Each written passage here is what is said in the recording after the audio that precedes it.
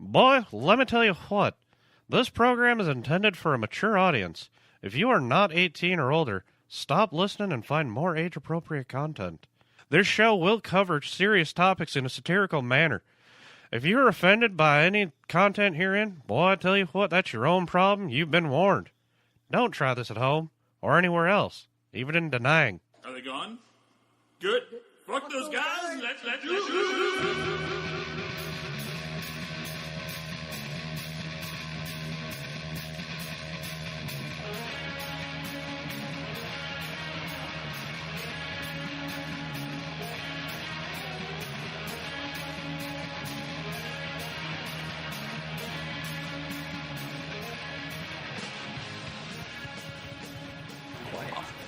All right, with that intro fading out and we're fading in, this is Bad Habits Network.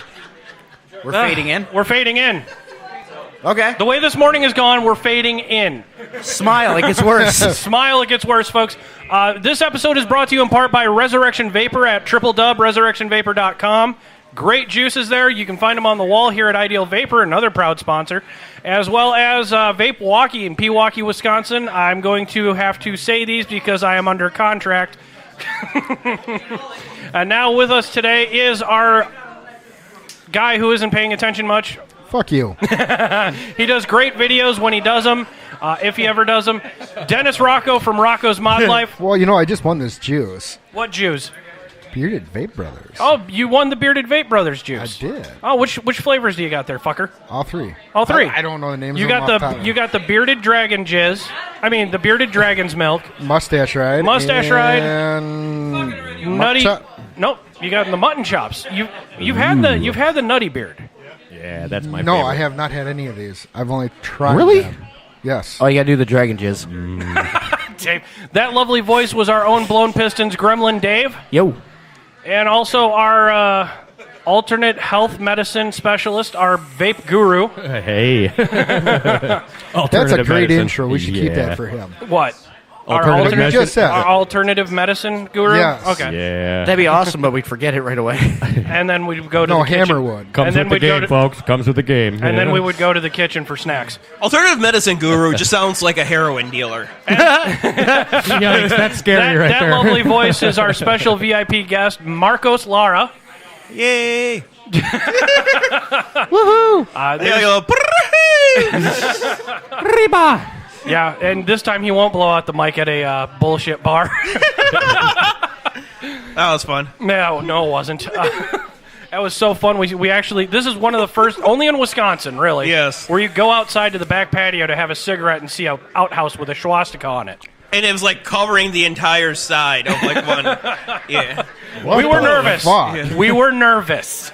So I figured, is there a bathroom inside? And they go to the bathroom inside, and it's got like even more white supremacist graffiti in it. Like, Shit. Yeah, he was Feeling a actually, little outnumbered there? well, he just a bit. Just towards a bit. the end of the night, he was looking for a defender buddy everywhere he went.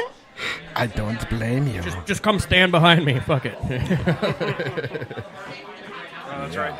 So, Dave, how was the trip up here? Uneventful, which is good. Yeah, and you were getting pissed at me and Sean because we were in this one bench seat truck and Well, you're like, here, look at this. Check this out. I was like, guys, I'm driving. I'm trying to focus on the road. We're going down the road. I'm checking the tarp to make sure that, the tarp's not blowing off. And you guys are just enjoying the ride on Facebook or Amazon or whatever the hell you guys are on. And, like, every 5 seconds, you guys are sticking the phone in my face. It's like, look at this. Look at this. I'm like, And this surprises you why? it doesn't. You think I was comfortable for that ride up here? You're full of shit, dude. You guys look back then tight. Well, There the with my middle, knees in my fucking face. And like, the middle seat is not really meant for a full-grown adult. right. And I'm not even full grown, and I can't fucking fit in there. Like, Well, you all are right. the smallest of all of it's all right. us. Hammer gets to sit bitch on the way home. okay. There's no way you'd fucking fit there. Like, I was gonna say I'll sleep under the tarp like old school. Go for it. I feel like with the exception of Gary, it's like for the rest of us, like the amount of like facial hair we have indicates how small we are. Like the more facial hair, What's that the mean? smaller. Oh, the more, the smaller? Dave can't grow a beard for shit. That means you're kind of No, fat. That's what it means. I keep it shaved. That's fine. Yeah, thanks. And then Ken. No, this is just us compensating. This is overcompensating. That's all it is. Then we got Ken. We're He's approaching overcompensating sea for captain over here. I was going to say, our another one of our lovely sponsors is in the wings, Ken Andrews at AlienCloudVapes.com. This guy did, on purpose this time, dress like a biker. Yeah, and he's almost got a wizard beard. It's about sea captain level, I think, right now. He's getting it working on Gandalf pretty soon. Right. And I got to say thank you to AlienCloudVapes.com for the gift before the show. Really helped. Yeah, help me out too. Yes, it did. It did relax you. Yeah, it's been not very, enough, though. very chaotic and very weird weather. No shit. Yeah, I love our spring weather we have. Spring, fuck that. We don't get spring here anymore. Well, we went through all seasons this week. I think there was a pole shift, and we just weren't told this. Like No I shit. fucking swear, I think the fucking North Pole is like centered around Madison area. Like, It's another Donald Trump conspiracy. No, Mother Nature Couldn't- just pulled a couldn't resist fucking that one. tampon out. What do you believe about? See, Donald Trump cured global warming. There you go. right. See? Now we got global cooling. Fuck Right. off. At least I got a place to put my beer and keep it cold. yeah, but see, Outside? you notice they fucking stopped calling it global warming and they switched to climate change. Oh, jeez. Because climate change has always been a fucking thing. But when you say global warming, everybody's like, that shit ain't fucking warming. And now it's like, oh, but it's climate change now. And Al Gore's sitting back there going, motherfuckers. Like, now I got to change the paperwork. Fuck. Does the carbon offset still count? I don't know, but I know we're at a Maybe. vape store. We are we? Yeah, we're at Ideal Vapor's Spring Fling and grand opening. Is that what this place is? I can't fucking see across I know. the place. So. And I can't- people are freaking out over the snow. Look, let's be real about it. Prince warned us back in the 80s, sometimes it snows in April. Right. He wrote a song about it, made a whole movie about it. Under the Cherry Moon. This is Even though it took place in France, where I don't think it ever snows. It takes place like some French beach where like everyone's Right. like walking around wearing linen suits. The Riviera. But back in Minneapolis, and it took place like the 1920s. So it's like back in Minneapolis, 60 years from now, it'll be snowing in April. Trust me. And he was not wrong. And he was not wrong. And what? I've seen snow in May already. We've seen snow in July. Yeah. Last year even. I'm still waiting on that purple rain. yeah, I'm telling yeah. you. Yeah, we did. They had orange rain in Europe. Purple rain. That's the acid rain. That's what that is. It's a purple rain. He was right on that one too. Careful, He we was. got an alternative guru here. He might think the acid rain is not the acid rain we're talking about. I don't know. I'm colorblind, so it could be any color rain for all Hey, it I was an give a shit. alternative guru who killed Prince. Too many opiates. Right? No shit. I like that shirt. I really do. That is cool. We're going to have to manufacture that Pink. more. Yes, Cool. yes, we Thank you. are. I appreciate it. I feel I like the negative of everyone else. It's like- Right? See, I didn't know the other shirts had like pink on the background. I wasn't trying to be difficult. I just No, figured, well, you told me pink's your color. Okay, like for cancer awareness, right? And yes. So I like that's awesome. I mean, my mom just got diagnosed with cancer this week, so it's like, oh, okay, I'm down with this. I mean, she's gonna beat it. There's no doubt there. We know she's going to beat it. But it's like, okay, cool, we got that. And, of course, black looks good on me because I'm chubby myself. I'm a chubby fucker. So Well, then you kind of come off like a typo negative fan, too. I love typo negative. Biohazard. Yeah. Peter You know what? Steele is the Oh, man. Sepultura. Yeah, and I've seen Biohazard and typo negative in concert. I haven't seen Sepultura yet. But, They're awesome. but then again, Max Cavalera hasn't seen them in decades either. So it's all good. right. That's great. This is going to be a great show. That's Yeah, all you're- I know. Yes, it is. I'm glad he accepted the offer. That's Yes, all. me too. It's going to be plenty of laughs here, folks. And then we got my favorite conundrum sitting in the wings with him. Marcos brought. Jose Montero. Jose Montero. I'm gonna be explicitly anti-Semitic and a little racist when I say this. You are the whitest beaner I've ever seen. No shit. Yeah, it kind of threw me off. So you obviously haven't been to Spain yet. No, it's obvious. Well, You look dude, like- you Spain look is like- a different continent. They're not beaters. They're just crackers with a little bit of spice. Okay, that's all they are. It was a joke. See, it was perfect. Now you know why. Now you know what. Now, yeah, you see why I was so keen to get him on. I really don't know whether to That's talk or laugh. right? The answer is yes. Nah. Oh. So let's get to some of the stuff that we were talking about before the show started. Well, hold on. Where are we, first and foremost? Ideal Vapor, Portage, Wisconsin. Yes, Portage. 120, what is the road? Really? Way to fail. We are at Where's Red Foreman when you need him? 120 Henry Drive, suite number 4 in Portage, Wisconsin. And guys, if you're tired and need a little bit of a relaxing thing after you're done vaping, massage parlor next door. I don't know about the happy ending. I was just going to ask about happy ending. All right, I'm out. Don't ask. Just don't ask me. I just ask them. They're the old rub and tug next door. Everybody loves a rub and tub. Oh, hell yeah. I was gonna ask, like with the massage parlors, is it like an ethnic specific massage parlor, or is it like more? It's definitely ethnic suspicious. It is suspicious. I'll say suspicious. Yeah, I think the best massage parlors are the ones with the really pissed off Vietnamese ladies. Because literally, you want number 5? No, if you go into I know, one, that's why we spent 10 years over there. But no, I'm saying if you go into a massage parlor and she's not pissed off and beating the shit out of you, you're not getting a good massage. You know what I'm saying? I want that shit to hurt. Dude, you know? you can get married and have the same effect. Michael's going to be showing up soon. You know that, right? You want to get beat up and feel good about it. I'm not talking anally. Come on. No, he's not either. Michael likes to beat people. You're not talking anally? Because I could have sworn you were talking out your ass just a minute ago. That's true. That's true. Wouldn't be the first time I've been, yeah. That's most of the time when he talks. Yeah. That's all right. I'm used to it. But Yeah, but we still do love you, Sean. No, you don't. Yes, Yeah, I we do. do. Yes, I Don't do. lie to me. Fuck, man. I do. I love you as a brother, man. I've known you You since don't love high school. him. You just love his doggy style. Yeah, he has a great That reach too. around. That too. Yeah, we found out on the way up here. Yeah. Oh, I thought that was you. No, that was him. He was pretending he's a skier. Dude, the doggy style reach around is awesome. That way you can reach around and pretend it went all the way through. Like Awesome. Absolutely. And it's very existential thought. Hey, I'm thinking of everybody here. Come on, Hey, Dave, you want to switch spots with me real quick? Because I'm gonna excuse myself from the table, and I'm gonna get Jimmy Vapes at the table. Ding okay? ding. Sorry. As well as a dinger. He's got to pee. That's why. He's got a Bing tinkle. bong, bing So, bong. Dennis, what were you and Marcos talking about before the? Comic books. Yes. Who's your favorite superhero? My favorite, oh man, that's a hard one. It's like a 3-way tie between, for the mainstream, definitely Martian Manhunter, Okay. but also Green Hornet and Madman. Ooh, I haven't seen much of Madman. Now, who? I know, well, that's because Mike Allred's getting paid now. He's okay. like, he's like, gave iZombie. Okay, I mean, with the paychecks he's getting from iZombie, we'll probably never see Madman again. It's like, Okay, yeah, that makes sense. I think that's what an independent superhero's kryptonite is. The creator getting successful. That's very true. Who's your favorite supervillain? Two-Face has always been one of my favorites. I love the whole duality to him. Right. Okay. But then he's kind of a bitch at the same time, though. So that kind of. Yeah. I like the complexity to it. Do you know what? No, really. In Black, Killmonger as he's portrayed in the Black Panther movie.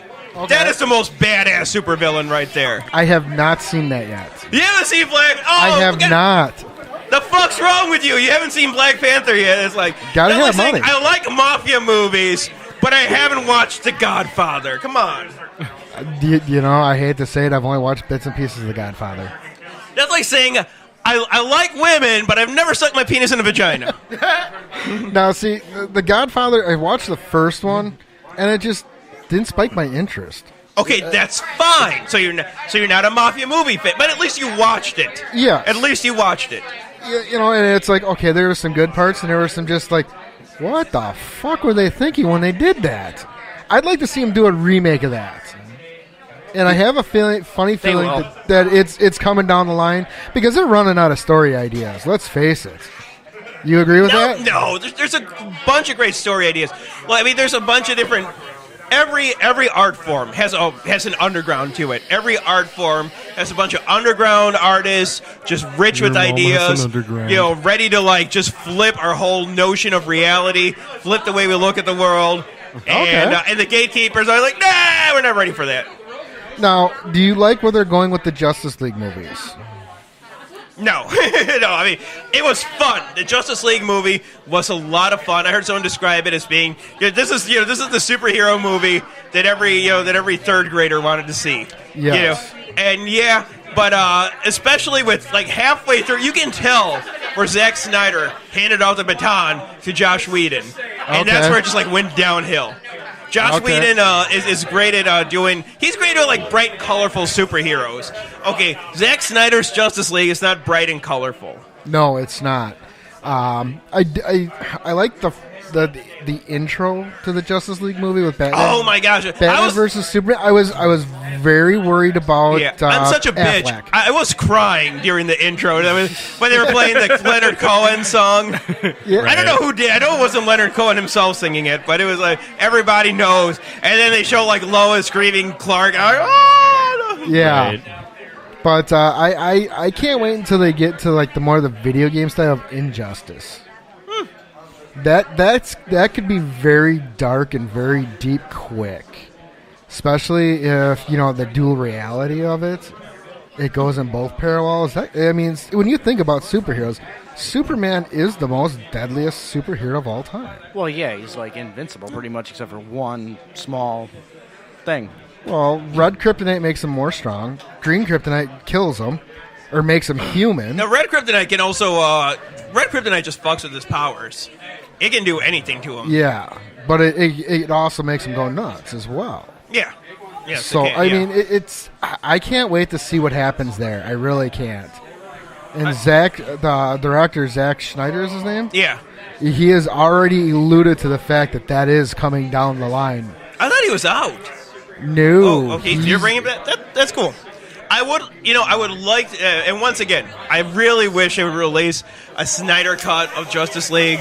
I know that's like the most stereotypical nerdy thing to say, but we need that Snyder cut. We need to see what that unadulterated version would have looked like. And yeah, well, here's the other thing that could play very interesting. Is a lot of people don't realize that Disney just bought Fox. Right. So I thought that they were still negotiating. That was my understanding. They've got everything agreed upon. It's gonna go through. So it's like that could, and here's the goofy thing: they didn't buy it for any of the other movies. They bought it for one cartoon, Futurama. So it's like, why? Are they bringing it back? Yes, They're bringing it back. They're bringing back Futurama. Now, what they need to do is bring back King of the Hill, the best anime ever made. Yes. All right, so from somebody who's, I was never a huge superhero fan. I got into a lot of comic books, but I was more into like the Lobo shit like that back in the day. Lobo's great. Look at the success that Marvel had with Deadpool. Right. Oh, and DC had Deadpool first. Right. Because basically, look, what is Deadpool? Deadpool is just Deathstroke the Terminator's body. Right. With Lobo's soul. Yeah. That's all. If DC would have made a Lobo movie back when Lobo was hot in the 90s, they would be dominating the movie game right now. But no, but where I was going here, but a lot of the newer superhero movies, shit like that. I used to get into some of them older back when, but then nowadays not. But what really got me into some of the newer ones is the two Guardians of the Galaxy movies. Yes. I don't know. I fucking love these movies. You know what I'm saying? And partially because of the soundtracks. You know what I'm saying? I fucking love old 70s, fucking 60s, 70s, 80s, 90s. Today, it's all of it. But I think that's really opening a door to get more people interested in Marvel and fucking, ideally. Because it's not really more of the, I wouldn't say the geek side, but, it kind of put it more mainstream, by adding, a storyline that not everybody, you don't have to have read 500 comic books to get into it. You know what I'm saying? What's interesting about Guardians of the Galaxy is that really that particular version of Guardians of the Galaxy only had one series, and which all fit into one graphic novel as they go. It was a trade paperback, you know.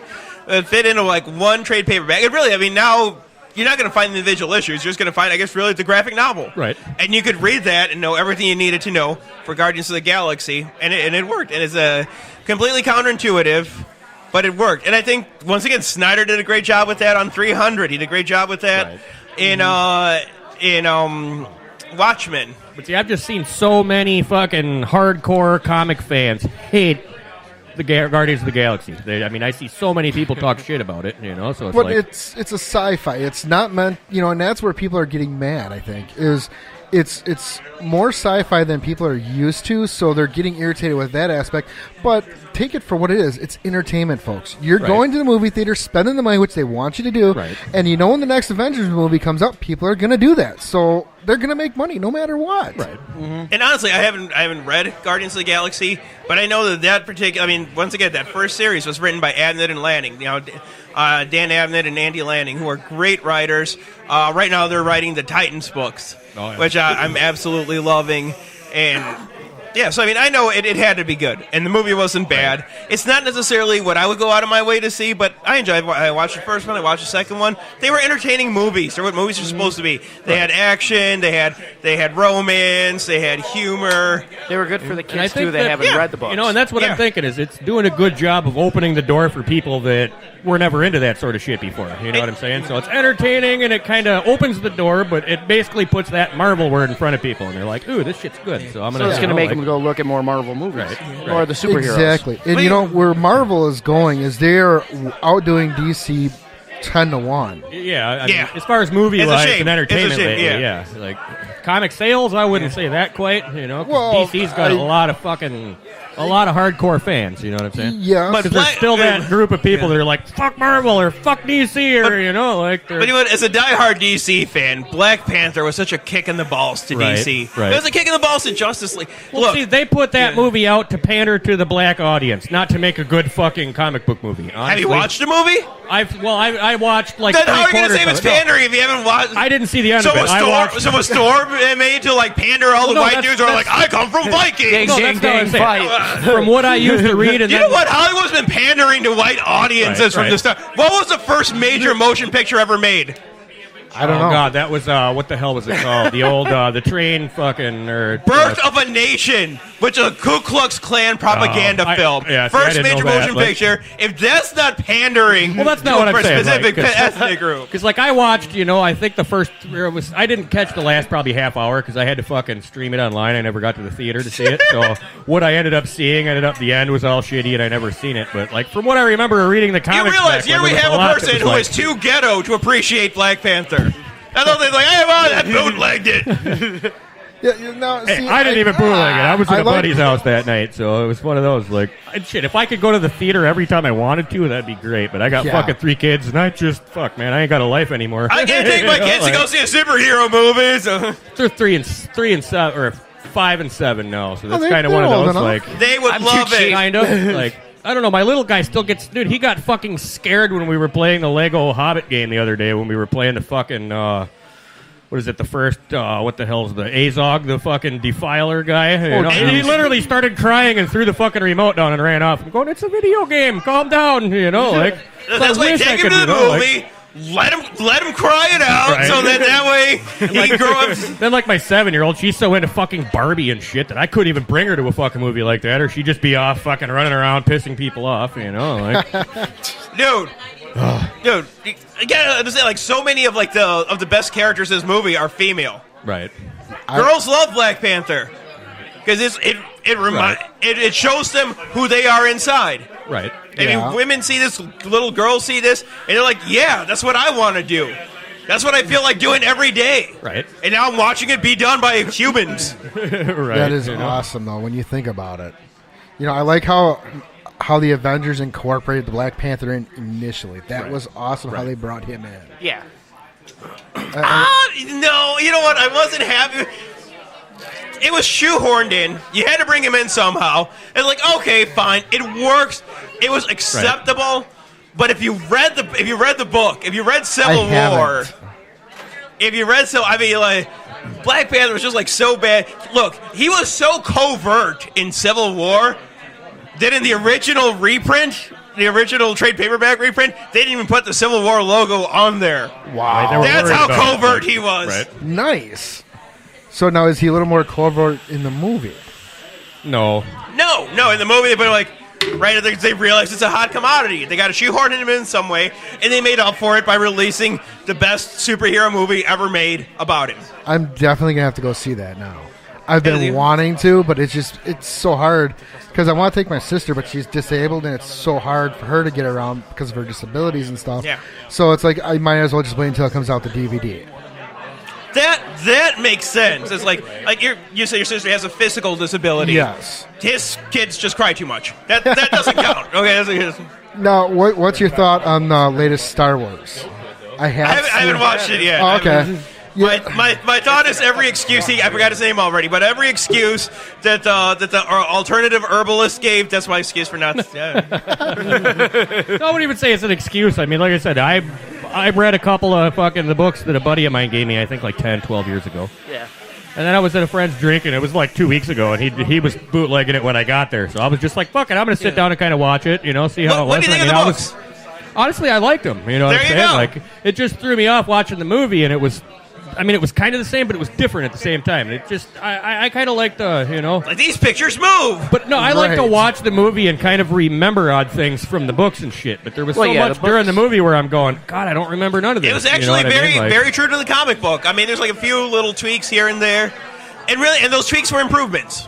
Right. And that's the thing, the difference between paperback movies and comic book movies is they can stay a little more truer to the comic book than you can for, say, 50 Shades of Grey. Well, that's like I was saying. I was never really into these movies. I mean, really, it was Guardians of the Galaxy that opened the door for me to get back into the fucking superheroes. How did your kids like Guardians of the Galaxy? They've seen the second one so far. Both of them loved the movie. There you go. There you go. I mean, I used to own the first one, but I think my dog was an asshole again because there's teeth marks all over it. The fucking thing don't play anymore. So maybe got pissed off. No, I got it. My dog's a fucking asshole. He ate my fucking Velocity last week. Fuck it. You say he ate your philosophy? No, my Velocity. It's an RDA. No, my RDA. It's got a plastic tip on it. The little bastard chewed it. It's like fucking oval shaped. And well, you were making like all those like deep philosophical comments earlier about the reach around. It's like he ate my philosophy. Honestly, my dog has ate my philosophy. That little fucking cocksucker. Like, I love him to death, but my God, I would hang him up from his fucking toenails in the shower any day. Like, oh, jeez. Fuck, man. Like, literally, he's eaten in the last month. We've went through about 200 fucking Nerf darts. My daughter's entire collection of Shopkins. My son's entire fucking collection of the garbage, or the grocery gang toys. Oh, yeah. Like, he fucking loves anything small that he can fucking swallow. Like, he's just a fucking dumbass. I'm surprised you haven't had to pay like an obnoxious amount for surgery for him because he blocks them. Honestly, you've been fucking lucky, dude. The kids for Easter got these fucking, them balloons you blow up and you let go and they go all around the house. He ate 18 of them fucking things. Holy shit. They left the bag out and they're like fucking this long. Dude, you should see my backyard. My backyard is fucking nothing but toys all to me, that sounds like an alibi for his dog swallowing the condom. Right. No, it's just a balloon. It was a balloon, I swear. Fuck, man, I wish I had $1 for every $1 of shit this dog ate in the last year that we've had him. Holy fuck. Man. Damn. Dog obedience school might not help. See, I don't know what it is, man. I rescue dogs and I think, oh, he's a cute dog. He's going to be fine. I get him home and they're fucking retarded. Like, I've had this old dog for 10 years now, and I've went through maybe 6 tons of fucking treats, and all I've ever been able to do is get her to sit. I can't get her to fucking do anything. No. You tell her, lay down, and she fucking spins around and fucking jumps all over the place. Maybe you can share some of your stash with her once in a while. Oh, dude, that dog ate a half ounce of mine one time, and she didn't even fucking lay down. She was fucking like, hey, this is fun, stupid fucking dog. Like, the old one, I think we have Hammer. Yeah, the new dog, I think I'd love to get stoned sometime. Feed him a bunch of edibles and fucking, like... what I'm debating on is, like, I want to make my dog a fucking hot sauce sandwich. Just sit down until it might stop him from eating shit, like... I had a dog when I lived in Florida. That dog, you could take a tennis ball and throw it as hard as you could at this dog, and he could be sleeping and he'd jump up and catch it. Hey, one day I was having a fucking cookout, and I took, them little Bermuda onions, them little fucking super hot ones. Oh, God. Picked one of them up and threw it at the dog. He jumped up, caught it, spit it out, and he never caught another toy the rest of his life. He'd let it bounce off his fucking face before you gave him trust issues.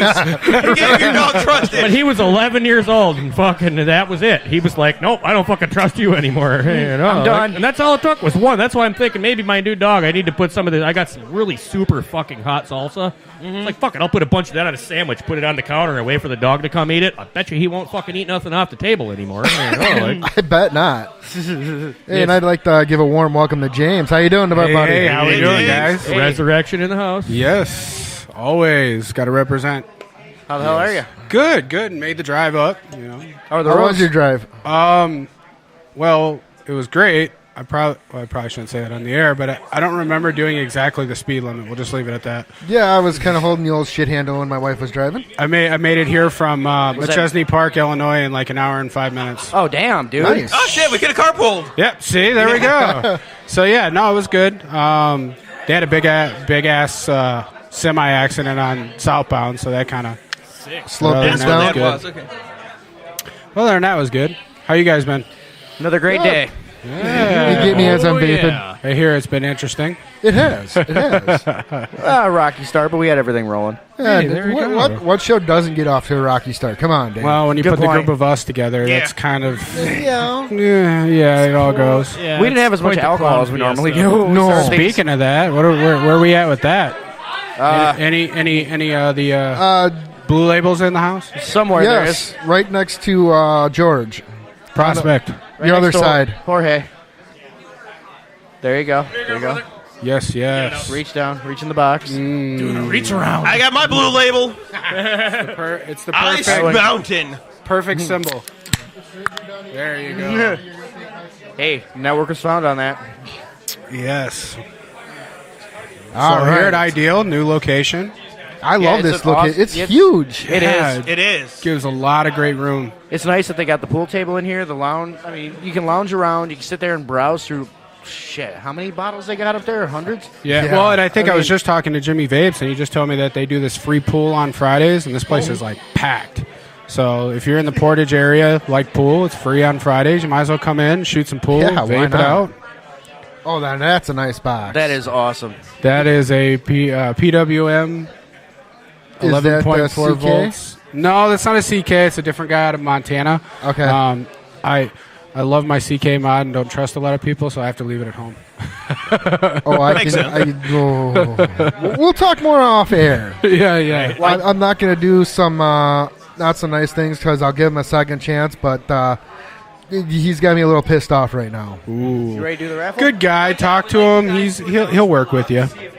You know who I'm talking about, right? Yeah. Okay. I got something to show you. Hey, Dennis. Yeah.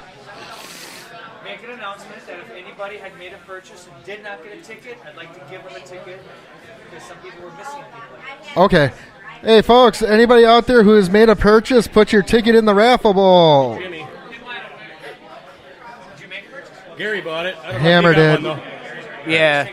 Just Anybody who has made a purchase, please put your While we're raffle gonna do that ticket raffle, in. I'm gonna grab my my juice. I'm a little dry. All right, so yeah, anybody's got a ticket that needs to be put in the bowl, The bowl. put it in. Yes. Stuff it in the Don't bowl. miss out on a great prize. Pack that bowl. What is folks. it? What is our What is prize this time? I think it's a Mio, right? Starter kit. It is a Mia 1 starter kit. So, yeah, definitely get in on this raffle, folks. If you purchase something, Yes. you can Okay. put your ticket in the bowl. Again, Can I see that thing? if you purchase something, please put your ticket in the bowl. Hammer is walking around with the bowl right now.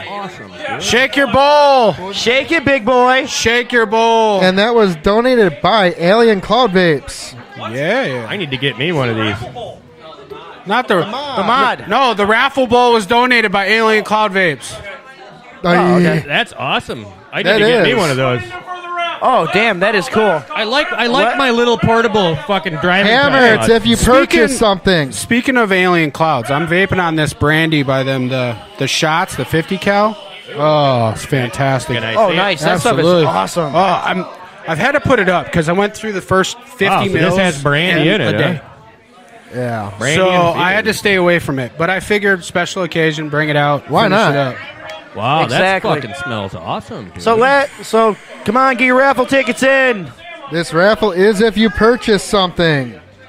And not just Sean. Right?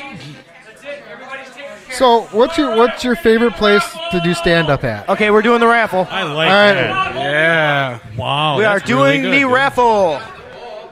And then we'll get back to my question. That literally has a brandy flavor to it. Absolutely. That's fucking No, awesome. you're fine. Let's. No one's paying attention to the show. Fuck you. And that's anything else that's not all new? right. Right, we're used to this shit. All three of our followers, please listen. Our 3 followers and 7 And of the Gary's number is- girlfriends. And the number is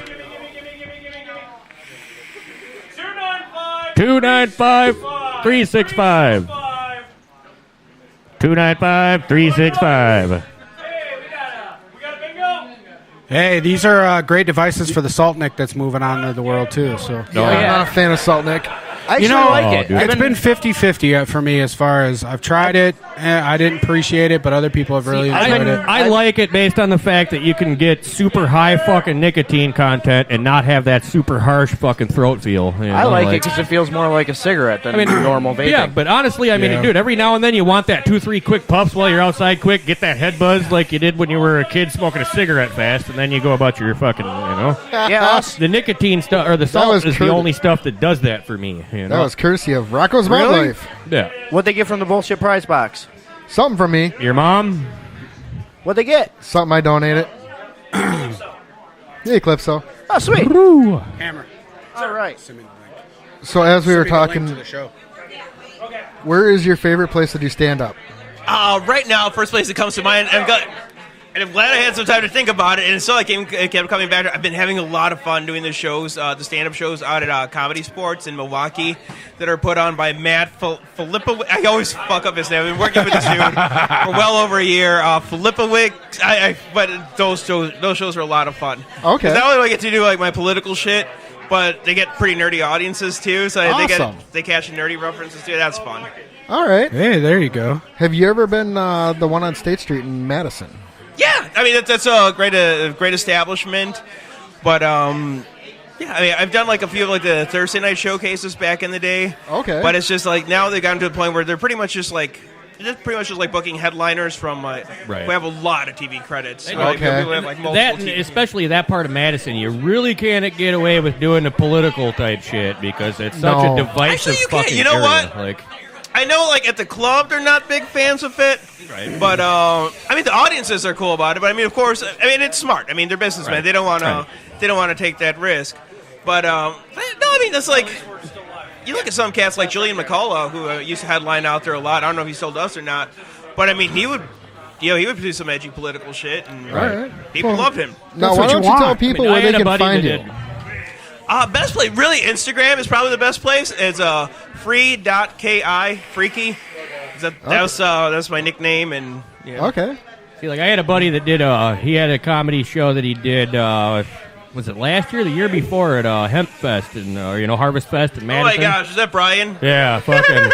He made it like 10 minutes through his fucking set. They pulled him off, because he was a fucking idiot, and I'm going. Yeah, I love Brian. He's a good friend of mine, but he's a good guy. We had a little talk about it afterwards. Right, I love him to death. He's sweetest guy. Wait, why'd they pull him off? Why'd they pull him off? Because his whole set was nothing about how his ex was a cunt and fucking, like literally that's all he bitched about. But what the fuck else is comedy supposed to be? Like, it's supposed to be the shit that people can, get involved with and appreciate. But they picked him up for Harvest Fest. They were kind of expecting somewhat of a cannabis sort of aim to it. And all he did was got up there and bitch about his ex being a cunt for 20 minutes, and they were like, sorry, dude, you got to go. But did they care about him, and does she care about him smoking cannabis? I don't know. Well, it sounds like she was a cunt. I don't know. That's all. She probably outsmoked him. I don't know. She probably I just thought it was funny. I'm like, there's certain towns you can get away with saying whatever the fuck you want, but usually Madison ain't one of them. All right, here we go. At the end of the day, it comes down to this, and this isn't at all. I mean, I love Brian, not a dig at him. Let's say, who else is someone we can all hate? Who's someone that everyone hates? Whoever you want to pick on. I don't care. Here, hold on 1 second. And to the table right now, we got Jose Montero. Yeah, Montero. There you go. Montero. Jose Montero. No, it's always great when I get Marcos coming up on stage. Actually, says it, Jose Montero. He says it all like Latin and stuff. So. I'm Irish. I can't. Yeah, I can try. I'll never get it right. So say, wait, give us someone you hate. Who's someone you hate? Oh man, I don't really have anybody I can hate off the top of my head. You see, you don't hate Hitler? You're sitting here defending. Way to go! You're sitting here and defend Hitler on a live podcast. We got Pol Pot. I mean, Stalin. What do we got? The world's shittiest human beings. Can we all lump them together? Down a little more. Here's the thing, though. Here's the thing, though. He could pull a nation out of a recession. Did you just sit here and justify Hitler? Here's the funny thing. Okay, yeah. Absolutely. You know what? Did Hitler pull a nation out of recession? Absolutely. Got all these white supremacists who love him for it. Then those same white supremacists. But check it out. Jews voted for him. Yeah, that maybe. But here, check it out. But then those same white supremacists who praised Hitler for pulling a nation out of a recession still couldn't get on board with Obama pulled the nation out of a recession. Yeah, there you go. Hypocrisy. Okay. That's I mean, honestly, I was waiting to hear Trump and not Hitler, but hey, fuck. Economy was already going strong, but you know what? I'll say this. I don't care how much you hate Trump, you can't deny the Trump bump. Where it'll go from here, that's a whole nother story. Right. You never know. Yeah, I mean, be smart about the shit. You know, I mean, you can... Whatever. I mean, like an example. Okay, let's say Trump. Okay, a lot of people hate Trump. If you just go there and say, okay, Trump's an asshole, all right, we've already heard that. You know, it's like any idiot in the corner can tell you that. Tell me something. Why is he an asshole? You know, why don't you... Substance to what your hate is. That's kind of part of the reason he got the job is because he's an asshole, I think, you know? Like, well, yeah, it's like, okay, tell me something about Trump that I haven't thought about, okay? It's like, you know, well, Trump's a creep who grabs women by the pussy. Okay, we know that. He takes pride in that. Yeah, he admitted it. But you know what does piss me off about Trump? Is that not only does he grab these bitches by the pussy, but then 10 years later he sends Stormy Daniels a $20 million invoice. That's the part that pisses me off. Is he thinks that pussy grab was worth $20 million. There you go. He's suing her over that now for $20 million. That's the bitch move on his part. It's like, no, motherfucker, you got your pussy. Be happy. Don't be sending an invoice 10 years later. If you were going to send the invoice, it should have been right that moment. You should have asked Stormy to leave the $20 million on the nightstand. Right? She should have took the $180,000 and just fucking shut up. You know, at this point, nobody cares. Exactly. He might settle. You never know. But either way, it doesn't really matter. He fucked her 10 years before he was president. You know, like, who really gives a fuck? It doesn't really matter, you know, in the grand scheme of things at the end of the day. Who gives a fuck what porn star Trump stuck his dick in? I really don't care. No. I could give a shit. Yeah, I can't argue that. It's better than getting blowjobs in the Oval Office. You know whoa. How is that better? Because it wasn't in the Oval Office. Who he cares? wasn't president. Okay, at you're the time. telling me if you had an opportunity to get a blowjob in the Oval Office, you wouldn't sit back and go, you know what, let's do this. Well, yeah, I would. But I'm not the president. You know, fuck. There's even if I was the president, it's one of those moments in life that you're like, I can check this off my list. How many times is a person going to be able to do that? Exactly. Right, I suppose. Yeah. See, I mean, I would have done it too, but I'm not the president. That's the point. Well, I mean, even if you're the president, I'm a I dirty think we little hold these Irish guy. presidents to too high of a standard. They're people too. I'm a dirty little Irish guy. I've stuck my dick in places I probably shouldn't have over the years. And are you going to look at me with this? And you're going to look at me with a straight face and say, "Hey, listen, even though I'm done being president, this is the last time I'm in this Oval Office. You're not going to come visit. Going to hang out. I'm going to bend somebody over. Come on. Like. Yeah, in my opinion, like, Obama has, like, the most willpower of any president because he could have easily banged Tyra Banks any day of those 8 years. Because you know, she was, like, made it very clear. And she was all oozy for him. Right? Yeah. Anybody to pick Michelle Obama over Tyra Banks. Fuck, I agree with you. You know, there's something wrong there. Like, maybe she's got some good skills. And she's a good-looking woman. Yeah, exactly. I mean, come on, maybe she could, suck the chrome off a bumper or something. You never know. Golf ball through 100 yards of garden hose. You know what? Fuck off. Anyways, I'm just saying, sorry, man. she may be really good at things she does. You never know. I suppose that's very well possible. I mean, she doesn't we're look that debunking bad. everything you keep saying today. No, I'm just saying. I kind of tend to look at the people I stick my dick in and not just go, "Oh, she's a nice person," or like. Wait, so you're that shallow? You got to look at them to make sure they're hot first? Yeah, what the hell, man? No, but if I look over and I instantly want to throw up, there's a difference, Well, it depends how much you drank. Yeah, because there's factors in this. He's telling us that every day he turns down wealthy, millionaire, shapely... I'm married. I don't turn down anything. Yeah, good point. I made a bad choice years ago. That's all I'm saying. You too? My opinion does not count anymore. We've established this by now. Hey, you too. Hey, it could be worse. That's all I'm saying. So, this awkward moment. He's like, oh, wait a minute. You Michelle Obama blowjobs. Anyways. We got really off track on people we hate, huh? And you look at her age. You got to admit, she's aged a lot better than Lita Ford. That's true. That's true. and has a lot more money. Right. This moment of silence brought to you by Resurrection. Right? Exactly. So, anyways. And I choose to be here. What is going on with my life right now? Right? I know. I think we've discovered the only thing worse than talking about what a cunt your ex is talking about how much you dislike your current romantic situation. Yes, I would go with that. Yes. That's true. I'll give you that. But I'm not a paid comedian, so nobody hired Neither me to is stand on Brian, the stage. so it's all good. Well, not anymore. He tried to be, but it didn't work like that. I've seen way too many comedians. Like, see, you're a funny dude. I've seen too many people that say they're not, or they're a comedian, and then you actually hang out with them, and you're like, dude, that guy's a fucking idiot. You know, like. Do you literally need 30 days and a pad of paper to come up with fucking material? Oh, yes, no. You know what? That's acceptable. It's just like with the doctor. You know, with the doctor, if you have a friend who's a doctor, he's probably never seen the inside of your asshole, and that's fine. But, hey, this guy, he's a doctor, never asked you to bend over and cough. What kind of bullshit is this? Saying he needs a septum and some bullshit. Right.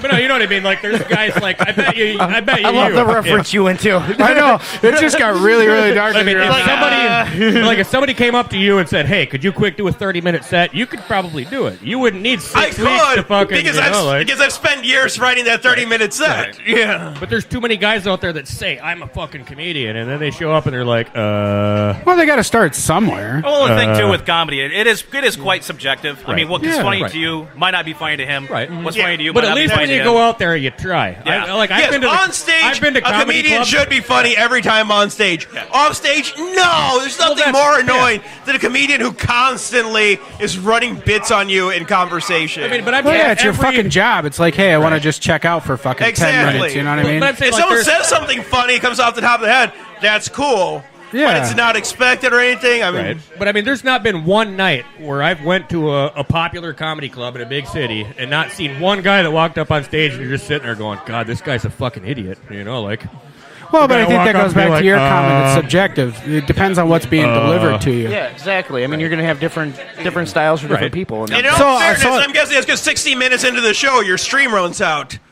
No, I mean, literally, it's like... So I got to ask you guys, as comedians, do you guys change based on, let's say, location? Like, if you're in Wisconsin, to a certain degree. your material's there. If you're in Chicago... As I've developed my material more, I realize it's less my material that changes and just more the cadence. The rhythm changes. How you do it, you know, like it's a level of conviction too. Yeah. I mean, a lot of it is a passion, conviction, and really believe in what you're saying, and right.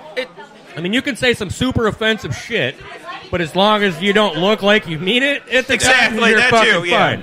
And I will admit, there are certain audiences, like I said, with the match shows at Comedy Sports, where I can make certain jokes there that I know other audiences just aren't going to get. Right. It's not even whether they're offended or not; they're just not going to get it. Yeah, they're not going to understand it. You know. So when's the change? Like, if you're on stage and you realize they're just not getting that material, is there a shift? That's definitely a good time to change. Yeah. I mean, is there a definite, like, you just seem line right into it? You know? think. Well, me personally, it's like you got to toss out a good feeler.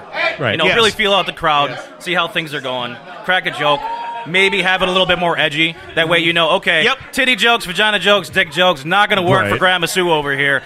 Yeah. But something else might just fly a little better. So you got to, you really do. Because your first joke goes off, and you hear crickets, and you got that asshole in the background with the cricket sound. It's the first time to switch it up. It's the first. I got to download that. I never thought about doing that. Yeah. We got to do it for the show. Get your dollars worth. Get your dollars worth. Every cent we get. I'm saying you can literally watch any comic out there. Doesn't matter if it's on TV, a shitty local fucking club. Doesn't matter. The first 90 seconds, literally, you can watch them throw the feelers out and change their whole fucking routine just based on them first couple jokes. I wish that were true. Yeah. And that's why I can't watch most comedy specials on like Comedy Central. Well, and a lot Netflix. of the big ones, they're going to go out there and do whatever the fuck they want because and they draw people that like that. That's why I love Marlon Wayans wokish. Right. Because that's a hungry motherfucker right there. He tried that so dude, hard. he was working like a Mexican throughout that whole thing. And that's what I loved about it. Right? Yeah, I mean, that's kind of how. I mean, it comes with the cricket game, literally. Right there would like some people are that cricket app right there would have worked. You got it. If you're a well-known comedian, you're going to draw people that are coming there for your act. Exactly. Well, yeah, but if you're just a fucking supporting guy, opening for somebody else.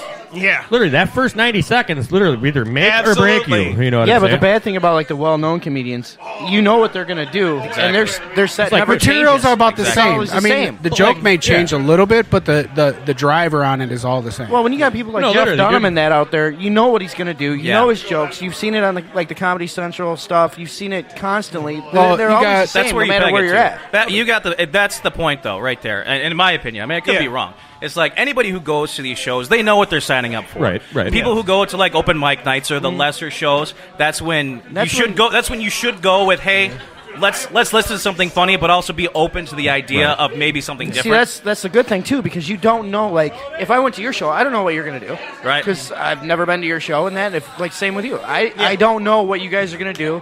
It's gonna be nice because it's gonna be a new shock to where I'm not sitting there. It's like you said, the big guys, you know what they're doing.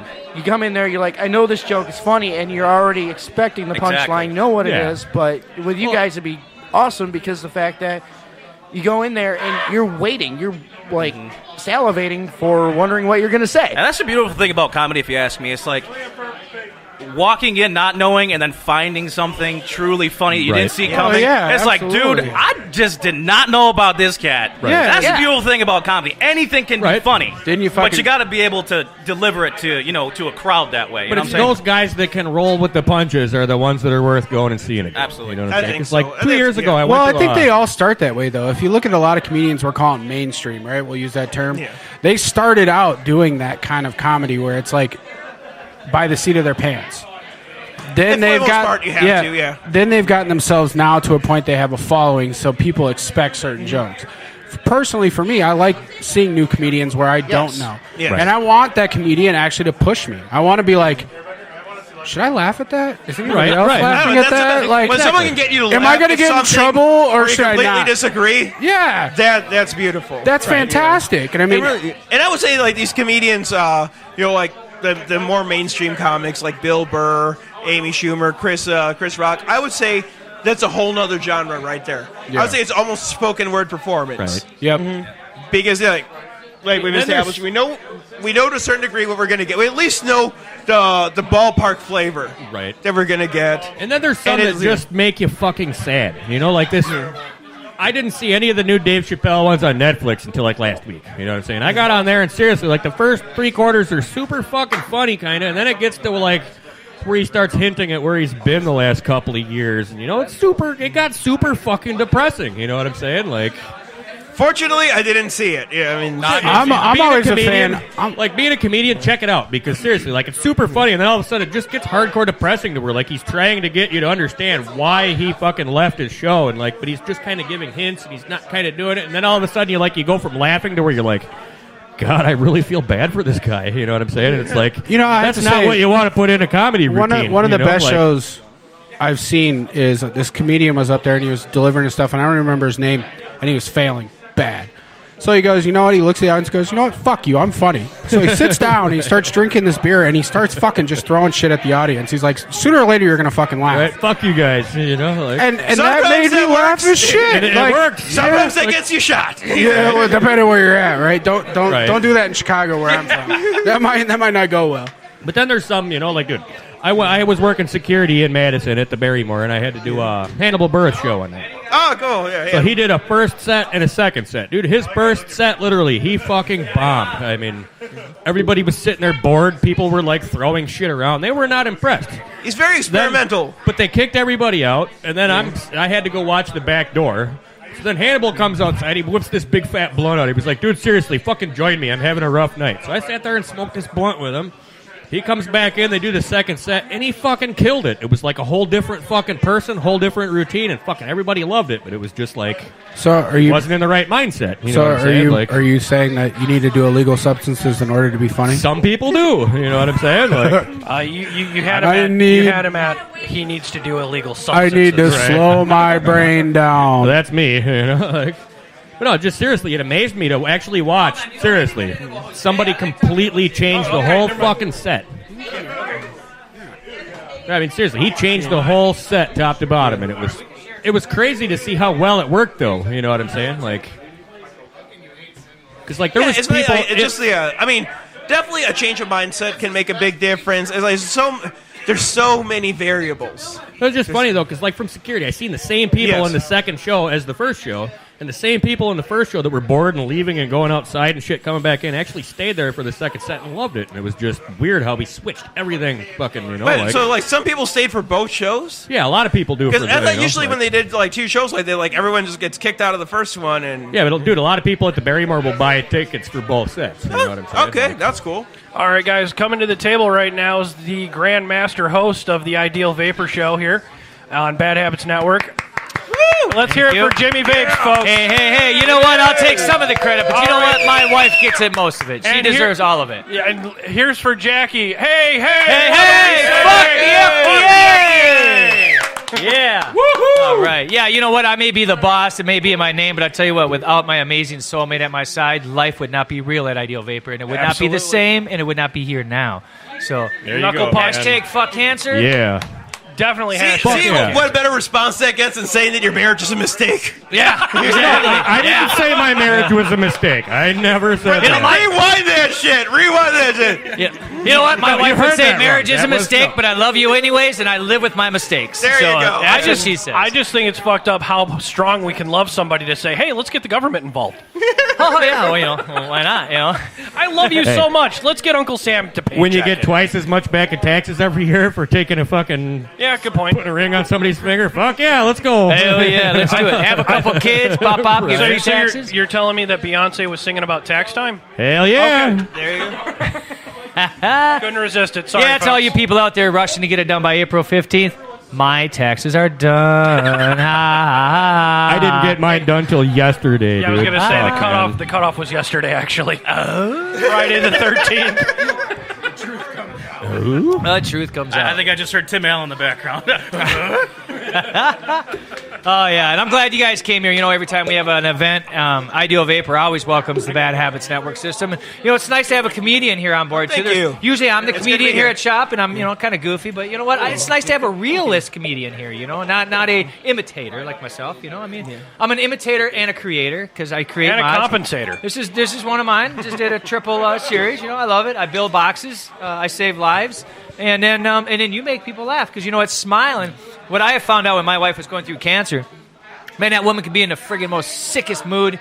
But when I brought a smile to her face, dude, it lasted hours. All right, so there was no medication involved. There was nothing, dude. It was laughter, and it was a good time. And that's what comedians bring to everybody. And I just want to say thank you, dude, because you picked an awesome future here. And to bring smiles to people is bringing healthiness, happiness, and you know what? Sometimes horniness, so you just got to deal with that, right? Yeah, I ain't saying you're good looking and all, but But I don't want to interrupt, Jimmy. I have to say, though, you bring a lot of smiles to people, too, especially with this beautiful new location and what you were already doing prior. So, I mean, you're in that boat as well. So, thank you, brother. Thank you for having us. I really appreciate it. Oh, man, you guys are more than welcome. More than welcome. So, and also, Marcos was telling me before before he even decided to say yes to this event, he's like, I've never known anything about vaping. I just see people doing it. How's the community? How's everything about it? And I was like, dude, let's go. Yeah, I love the. Well, I've seen the community aspect, and that's great. It's beautiful. And actually, it's funny because like the gym I go to, it's a comic book shop right next door that I go to as well. And right next door to the comic book shop is a vapor place. Actually, wait a minute. Do you mean which vapor place are you? Are you from Rockford? Yes. You're talking about Resistance. That's right. I know where you're at. And I see the community. That's right. I came in and talked to you one time. Matt, about shout setting up out to something like Resistance. this. And he's like, I don't know, my boss would go for it. So, yeah. See, it works. Well, and I'll tell you, the community in Rockford is not like up here. I think Jimmy's done a really big job doing that. And he's had help. They've set a great environment. Yes.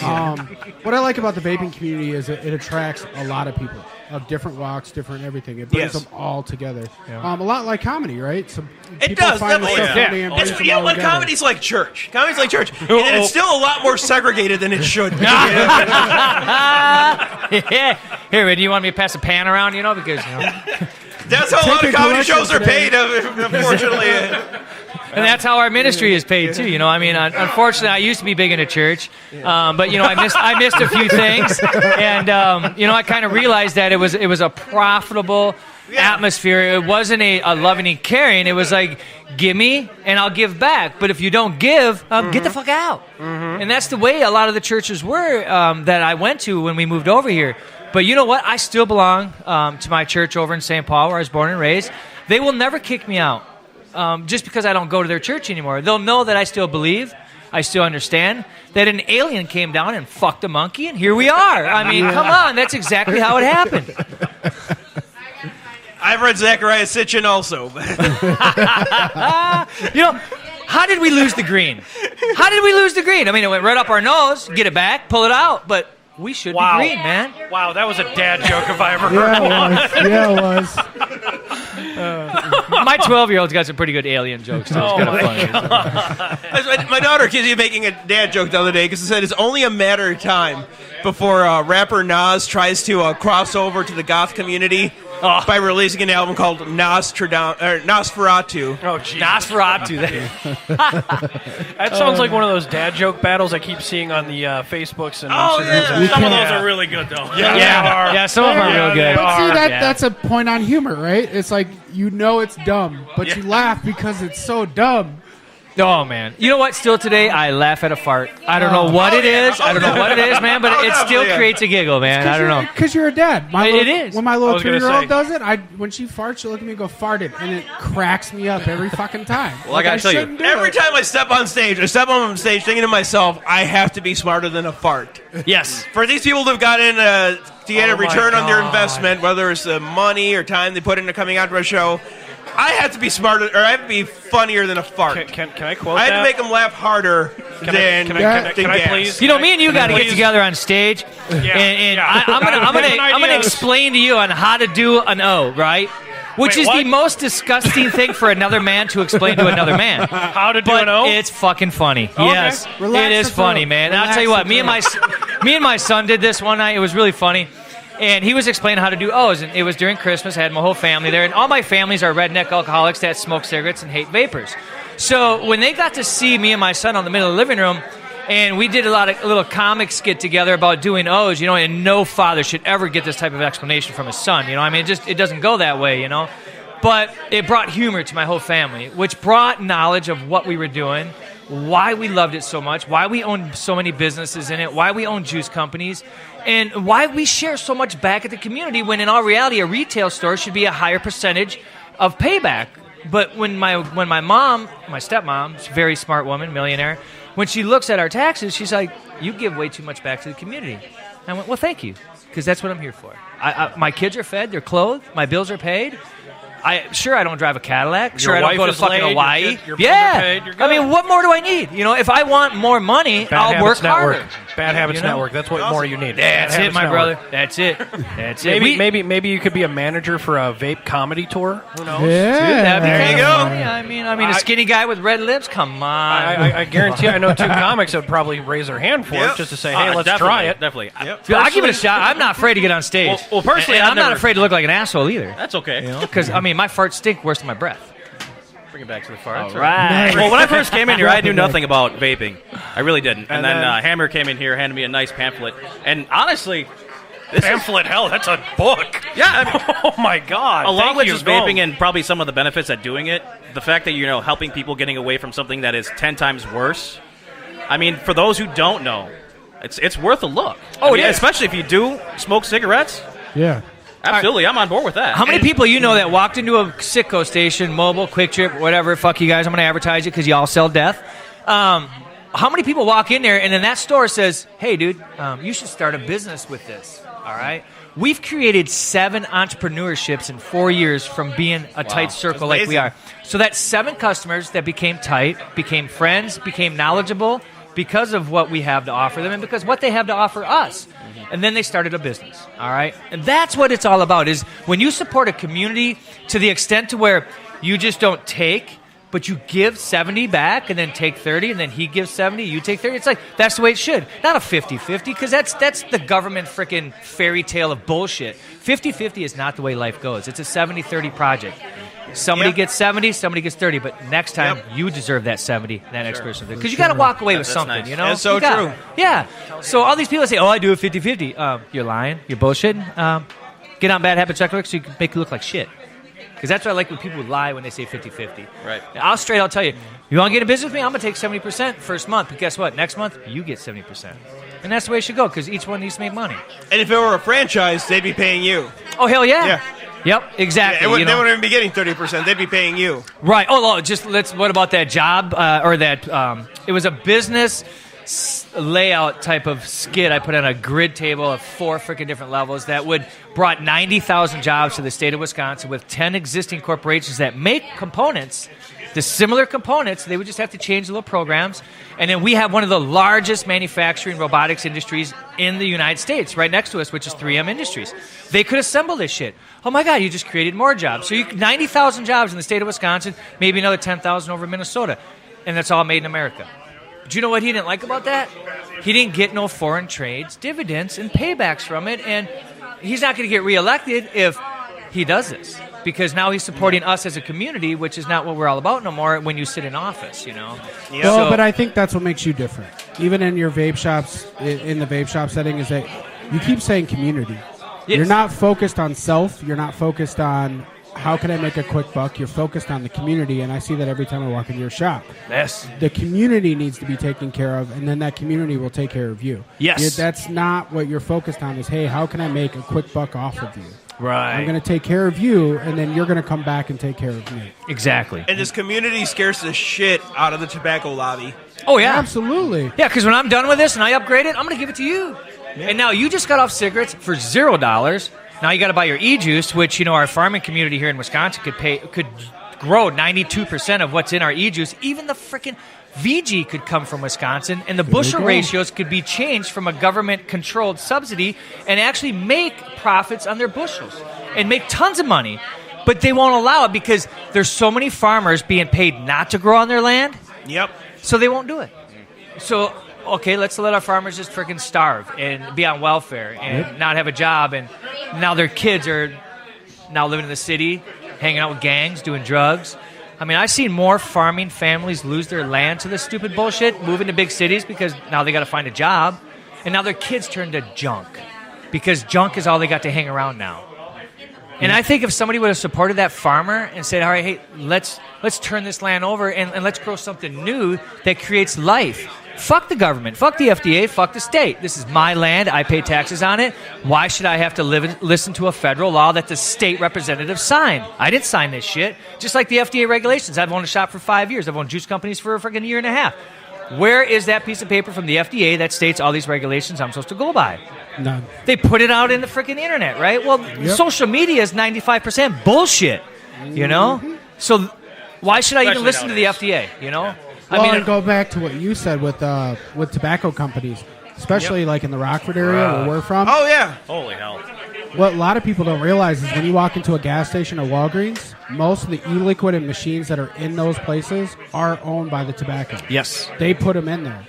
So even though they're trying to fight vaping, they're also selling vape products on the back end. Yep. Because it is a growing industry. Huge. So they're trying to make money even though they're saying, no, we can't do this, it's unsafe.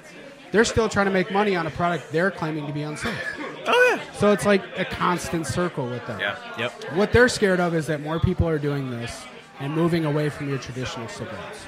That's what it comes down to. Is less money's being spent for them, more is being spent in shops like IdealVapor's. Yep. That's because, you know, we're no longer subject to the 579 chemicals before you light a cigarette, then it goes in the tens and thousands. But 90 of those chemicals are neurological control substances that make you more substance to commands and military actions and watching TV. I want to buy that freaking Twinkie. You know why Twinkies went off the market is because they stopped doing those commercials. Because now they weren't getting the money to put that neurological chemical in cigarettes to want that Twinkie anymore. And then there's just joking, by the way. I was going to say, and then, but they do that.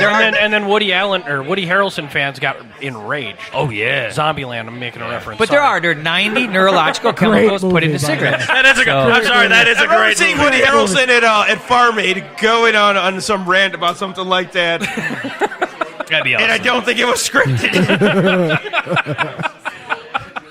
As a fellow I got fat Jim. guy, Holy I shit, personally I got love Jim. Twinkies. That's good.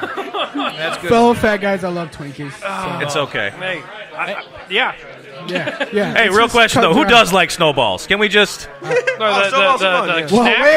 We're in Back that Wisconsin. up. I'm with the comedians, so I want to know what you're referring I'm to interrupting. here. I'm going to say, are we talking about the snack? No, we were talking about Zombieland, and he's trying to find Twinkies. Okay, so we're And he- talking about the snack. Yeah. The He keeps talking about the snack. Snowing. And then No. we're talking like a snowball fight after the show. I'm like, yeah, let's do it. And then I was thinking about the Asian massage parlor next door, snowballing that way. No. No. No, I would actually. We're still on Woody. I believe at the parlor they call it a rice ball. Still talking about Woody Harrelson. Okay. I wouldn't settle for the Twinkies either. I'd go for the snowballs. Fuck that man. I mean, that guy went on a deathly search for Twinkies, man. I got to give him credit for that. See, but he didn't limber up though. He took a lot of risk. Yes, he did. Yes, he Addiction. did. That goes Hey, he back had a to lot addiction. of good cardio. Yep. Roll one. You know what? I mentioned earlier. I'm a Martian Manhunter fan, so gotta say Oreos. Gotta say Oreos. Oreos. I don't like how they've been messing with them, though. No, I don't either. I know, change it to Chacos. Yeah, I was gonna they've been say- changing it all across, like adding But Chacos coconut. are still Oreos. They're still adding Oreos. mint. We know they're. No. I'm guilty of being the most tremendous fat man at this table. I like chocodiles. I'm sorry. What the hell is a chocodile? Essentially a chocolate-dipped Twinkie. Yeah. All right, fair enough. Fair enough. You are I can strange. sign up with this. This is nice. So in other words, you have a lot of liquids in your house that you like dipping things in, right? No, I just vape a lot. See, now you didn't leave that door open. I was going to say your wife must be very happy with you. No, she's not. I'm here. Oh. She knows that the pocketbook just got drained just by me walking in the Where's doors. that Cricket app again? Did you download it? It's on sale now, I think. I don't know. I'm not promoting anything. I was going to say, Dave's going to... It's getting close. Dave's gonna Wrong crickets. Dave's gonna call me out again. He goes, "Yeah, you should have brought the soundboard, fucker." You should have. What the fuck? I haven't messed with that thing in over quite some time. Yeah, They the won't last let you time touch I was equipment. here- Yes. The last time we did the show here. Yeah, and, I had this- And every time I spoke, it was penis. Yep. Penis. We Repeatedly. have the Morning Madhouse kind of app going on one of my iPads. Okay. And I plugged it into the board, and we had what? Anytime he talked, I'd press the button that said penis, and it was a meme, an audio meme of a guy going, penis! Every And time. every time he spoke. Every I time. say context is everything. When you start dropping, hey, yeah, safe word, penis. What? No, Yeah. save What? No, it's If you it's can gargle Oklahoma. that out, then you're good to go. The Bad Habits Network safe word is Oklahoma. Yeah, imagine your kid going to school and saying, my Spumoni, safe come on, word is Spumoni. penis. I wouldn't say that, guys. Shimon. Let's escalate it quickly. Oreos, penis. What's going on here, guys? Chocodiles, throw it all in. At the vape store, don't worry. I don't think they've shifted Martian Manhunter quite that much. Well, We've Michael kind of been on Jackson a did. downward spiral since, like, hey, you don't hate Hitler?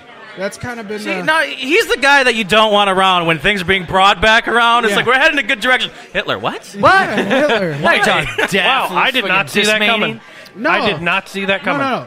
You missed the context of the Yes, conversation. I did, because I had to go round up and So he fucking brought up, who get do you Jimmy on hate, the... right? Yeah. And he asked, and he couldn't think of anybody, and he goes, you don't hate Hitler? So it's kind of this, like... Well, how do you feel just coming in, sitting down, and someone says, hey, how you doing? Wait, who do you hate? I'm like, Welcome to the network. I don't know. I've got nothing. You've been trapped. Right, for most comedians, the real answer of who do you hate is like the guy who started doing comedy like 1 month after you. Oh, so Dane Cook. Got it. Yeah. But honestly, though, Speaking like Carrot Top can hate Dane Cook, you know? It's like, Speaking of him, he's gotten pretty buff, right? Oh, yeah. yeah. Yeah, what the fuck? Carrot Top was a skinny guy, man. Now Yeah, he he looks got- big. Well, come on. He got all that plastic surgery and then got made fun of for being Carrot Top. And Well, he's I lifted wouldn't a get lot of buffed up, shit too. out of a trunk. I mean, that could be heavy, too. That, and, Yeah. you know, just like Nickelback, you got to buff up with Didn't all he that date hatred. Oprah for a little while, too? I think so. Wait, he dated Oprah? Nickelback dated yeah. Oprah. I'm going to have to jump on that one. Carrot Wait, Top, what? Carrot What? Top. Carrot Top. Carrot Top and Oprah. You What? know, we're pretty much feeding them their material for the next set. Like, you guys would not Yeah. believe Well, these no. fucking guys.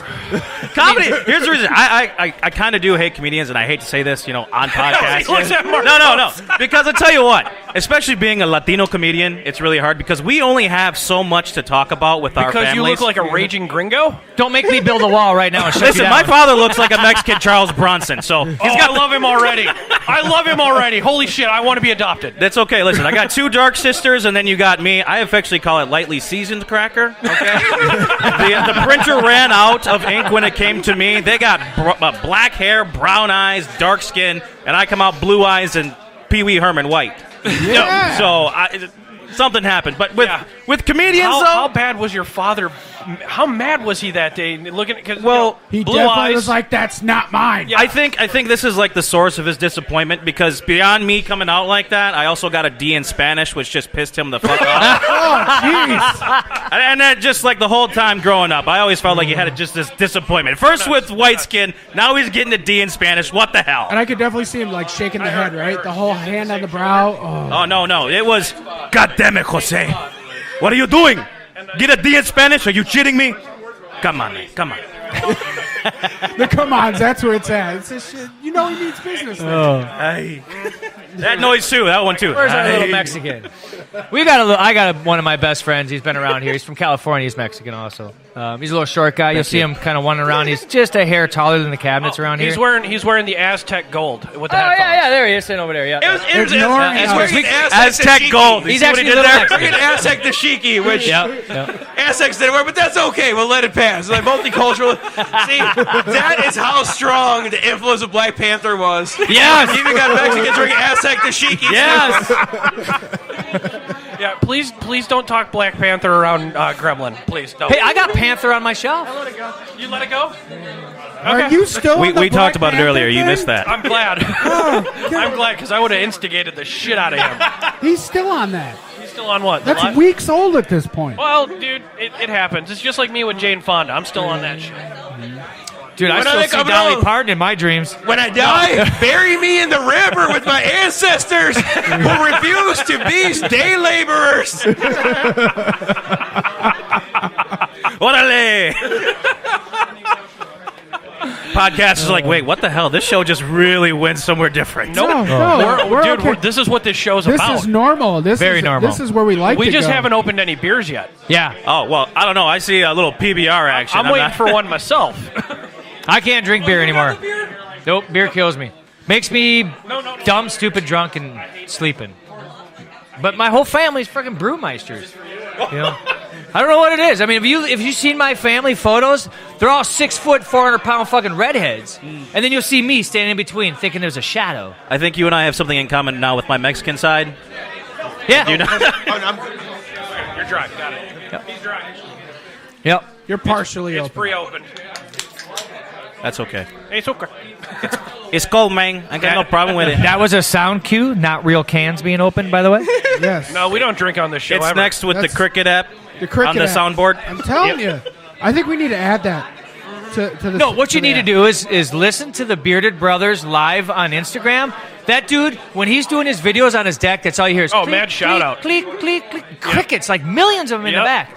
So if you could just get his voice out of there, you would have the best recording of crickets, man. I don't know where this guy lives, but I'm going to go and support him North over in Ohio Carolina. next week. Yeah, I know. I'm going to this guy's show. We've with the had him Cricket on the app. show many Listen, times. in the back. I know. And as soon We're as, actually like, going to John- support him next week. We're going to Cleveland, Ohio. We're going to the Midwest Vape Expo.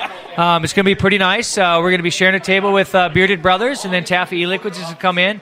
And then my son's going to join some cloud comps. My boy's an airbender, my Unfortunately. 24-year-old. The kid's amazing. I get so jealous. I don't know how he freaking does it. I mean, he's got his mom's lips, but he blows O's like I do. Or like I want to do. There you go. I'm gonna. All right, You and I both with his mom's lips. I just got a dirty look, so we're done. I think you just informed us why your family's trying to kill you with the brewing. No, I'm going to isolate that later.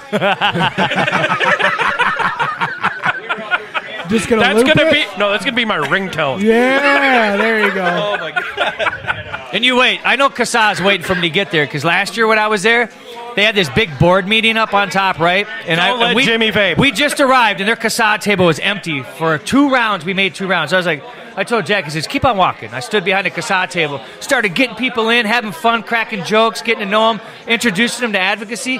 They all stood up there and watched me for like an hour. Yep.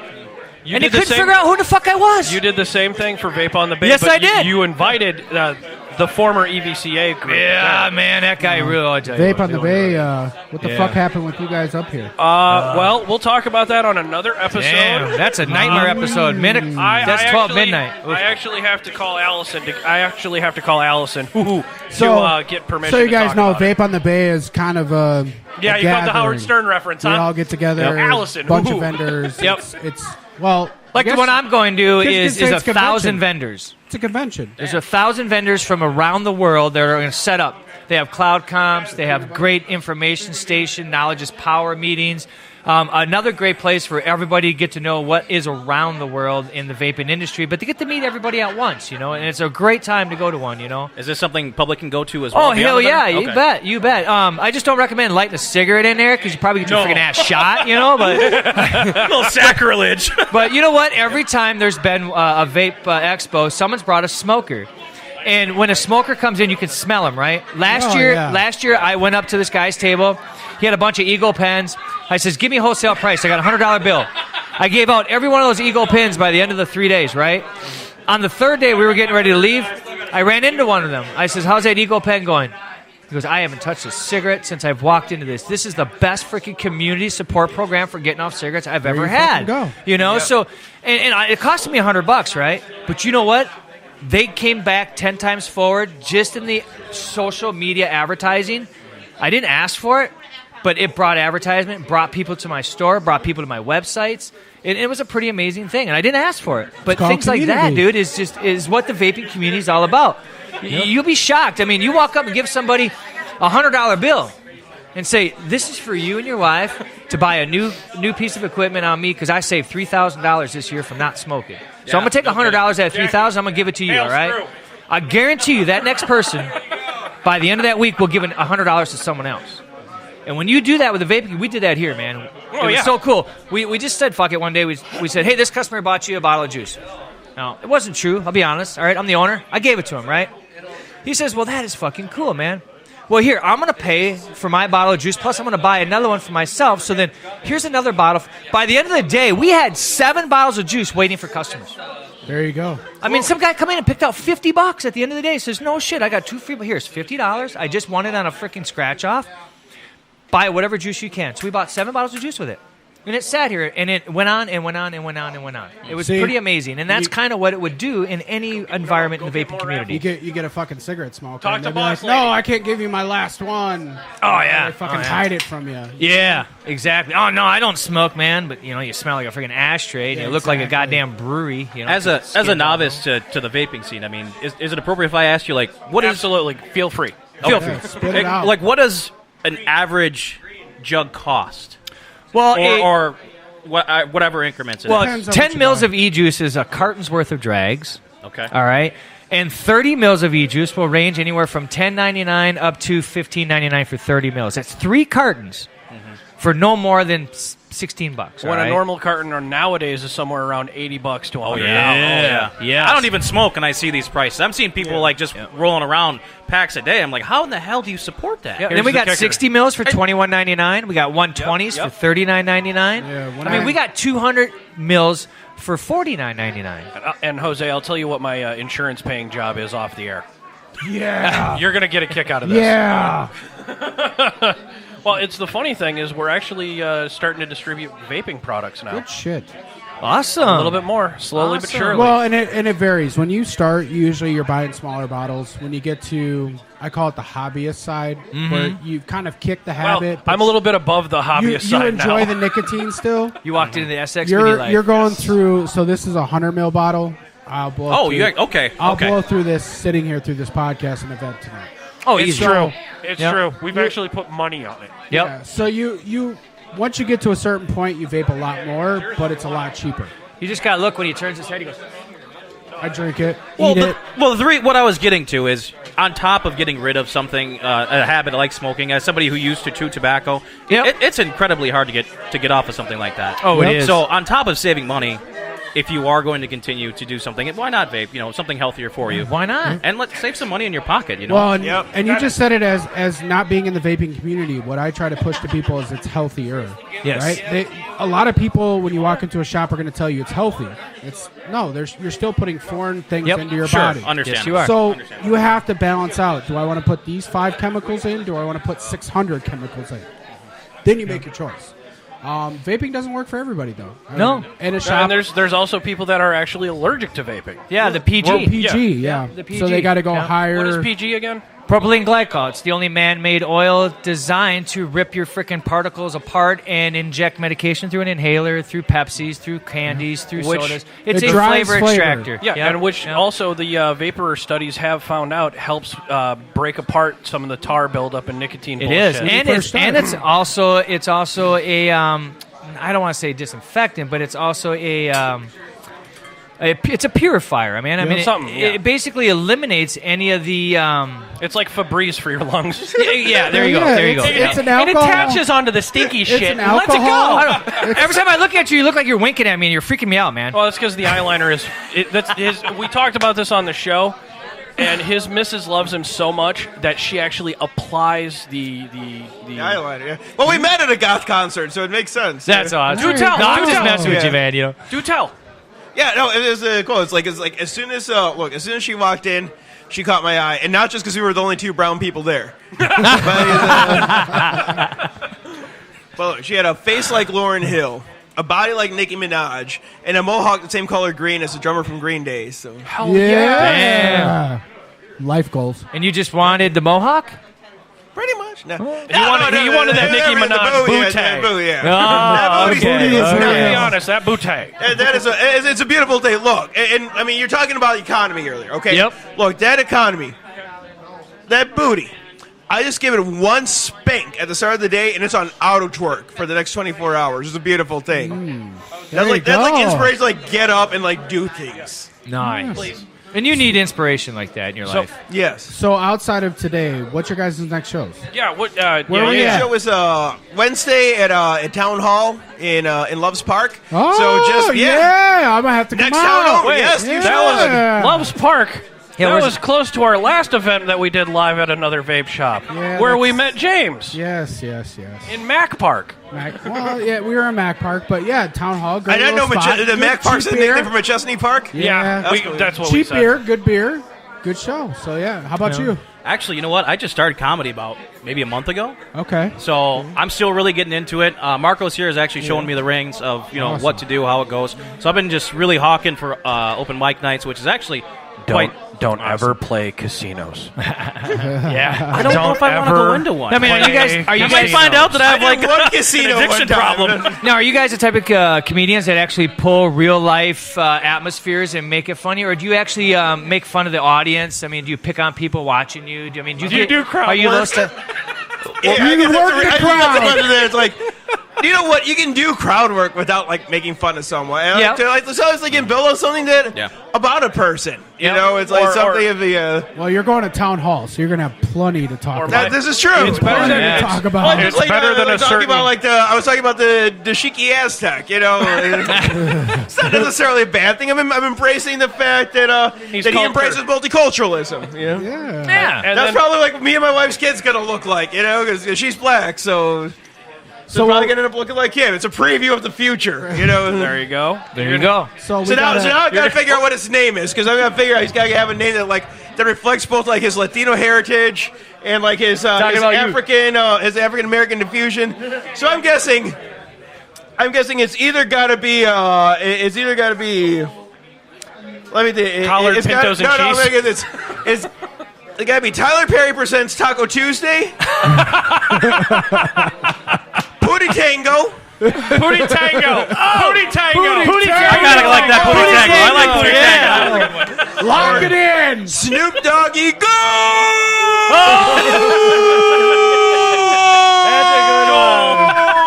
I gotta go with Pootie Tango though. Pootie Tango. You know we love you, Chris. We with gotta the give you Pootie shit, Tango. man. Oh, Pootie Tango So, is my new favorite open thing mics. ever. That's what we're hitting currently with you, right? Yeah, absolutely. We're looking up. So, are you in the Rockford area as well? Then Actually, I'm from Beloit, Wisconsin, but I'm so sorry. It's not that bad. It's It really really not. is.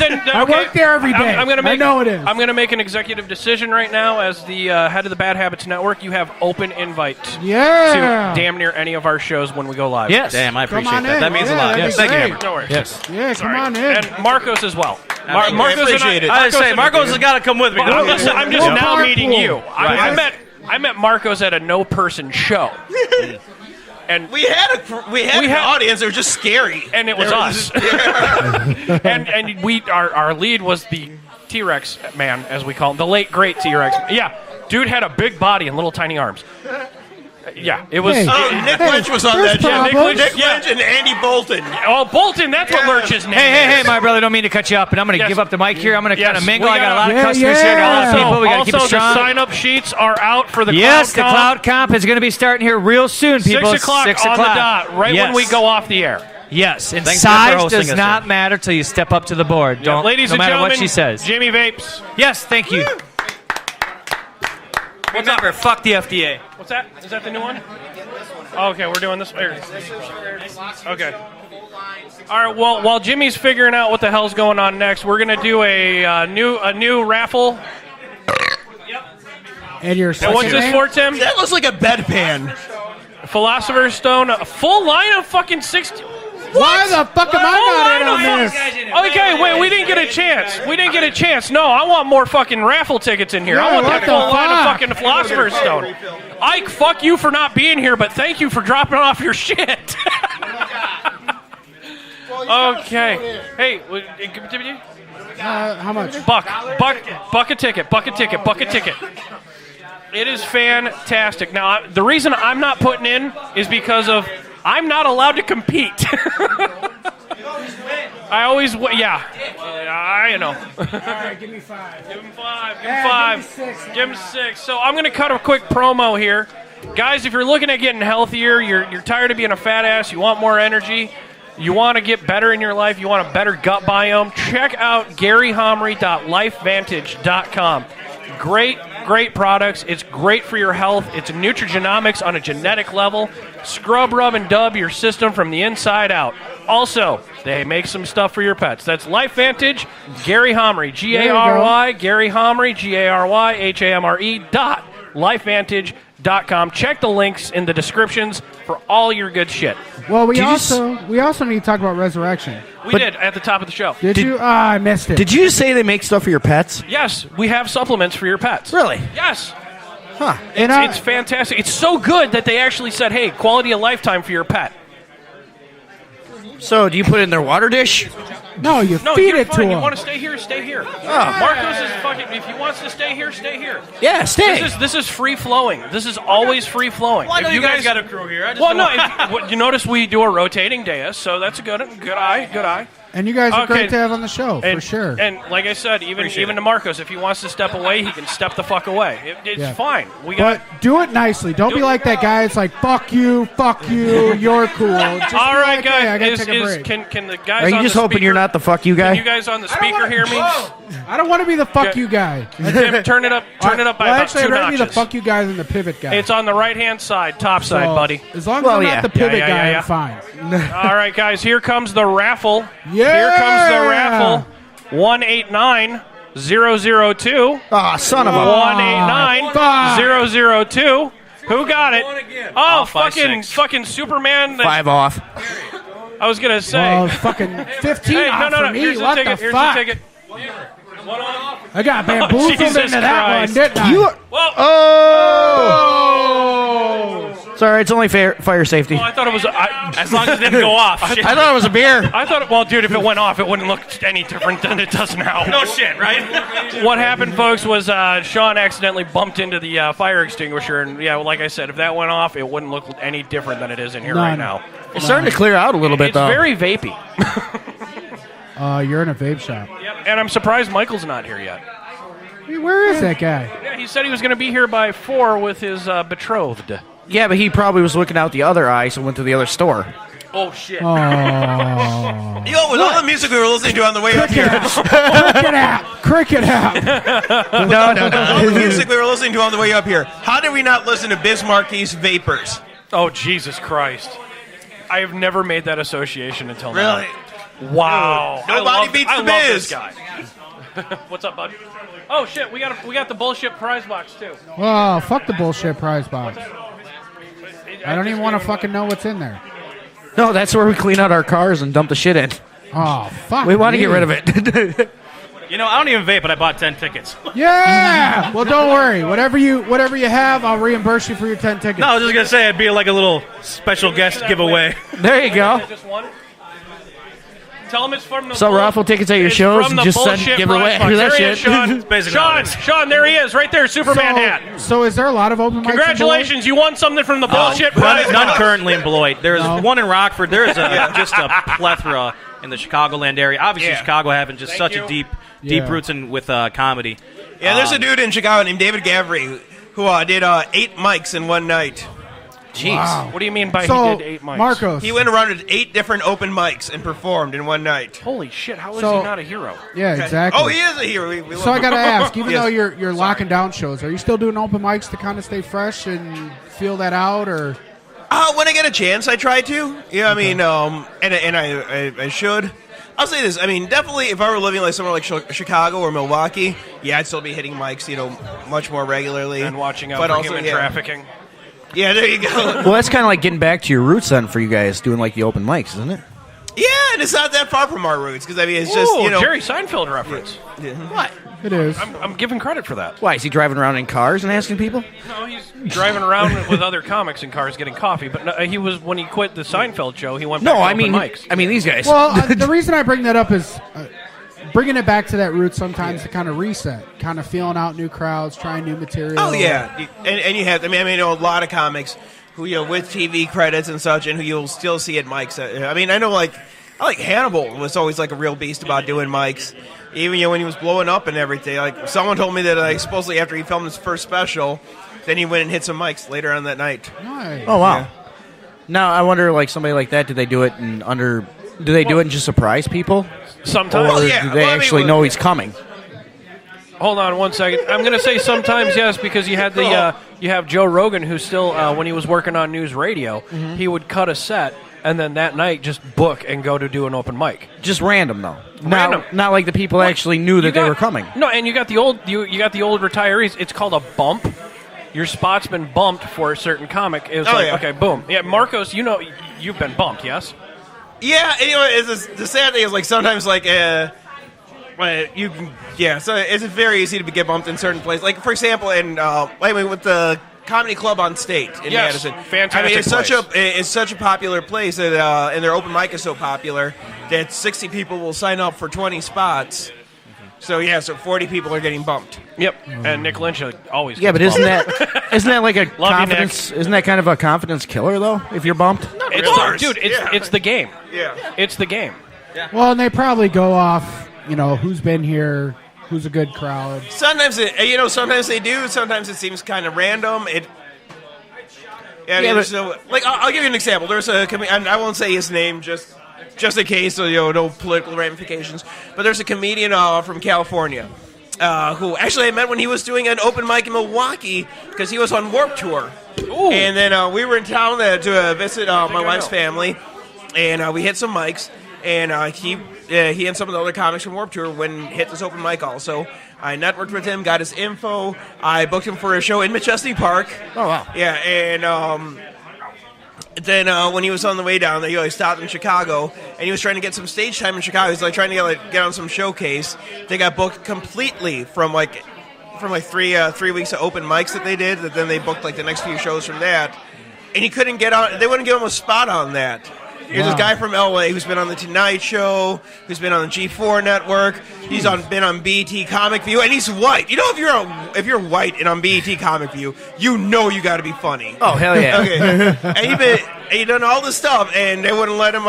They wouldn't give him any stage time. So then he comes out, headlines my show. 2 weeks later, his special comes out on Hulu. Oh, see. And then the next time he came to Chicago, he was headlining the Laugh Factory.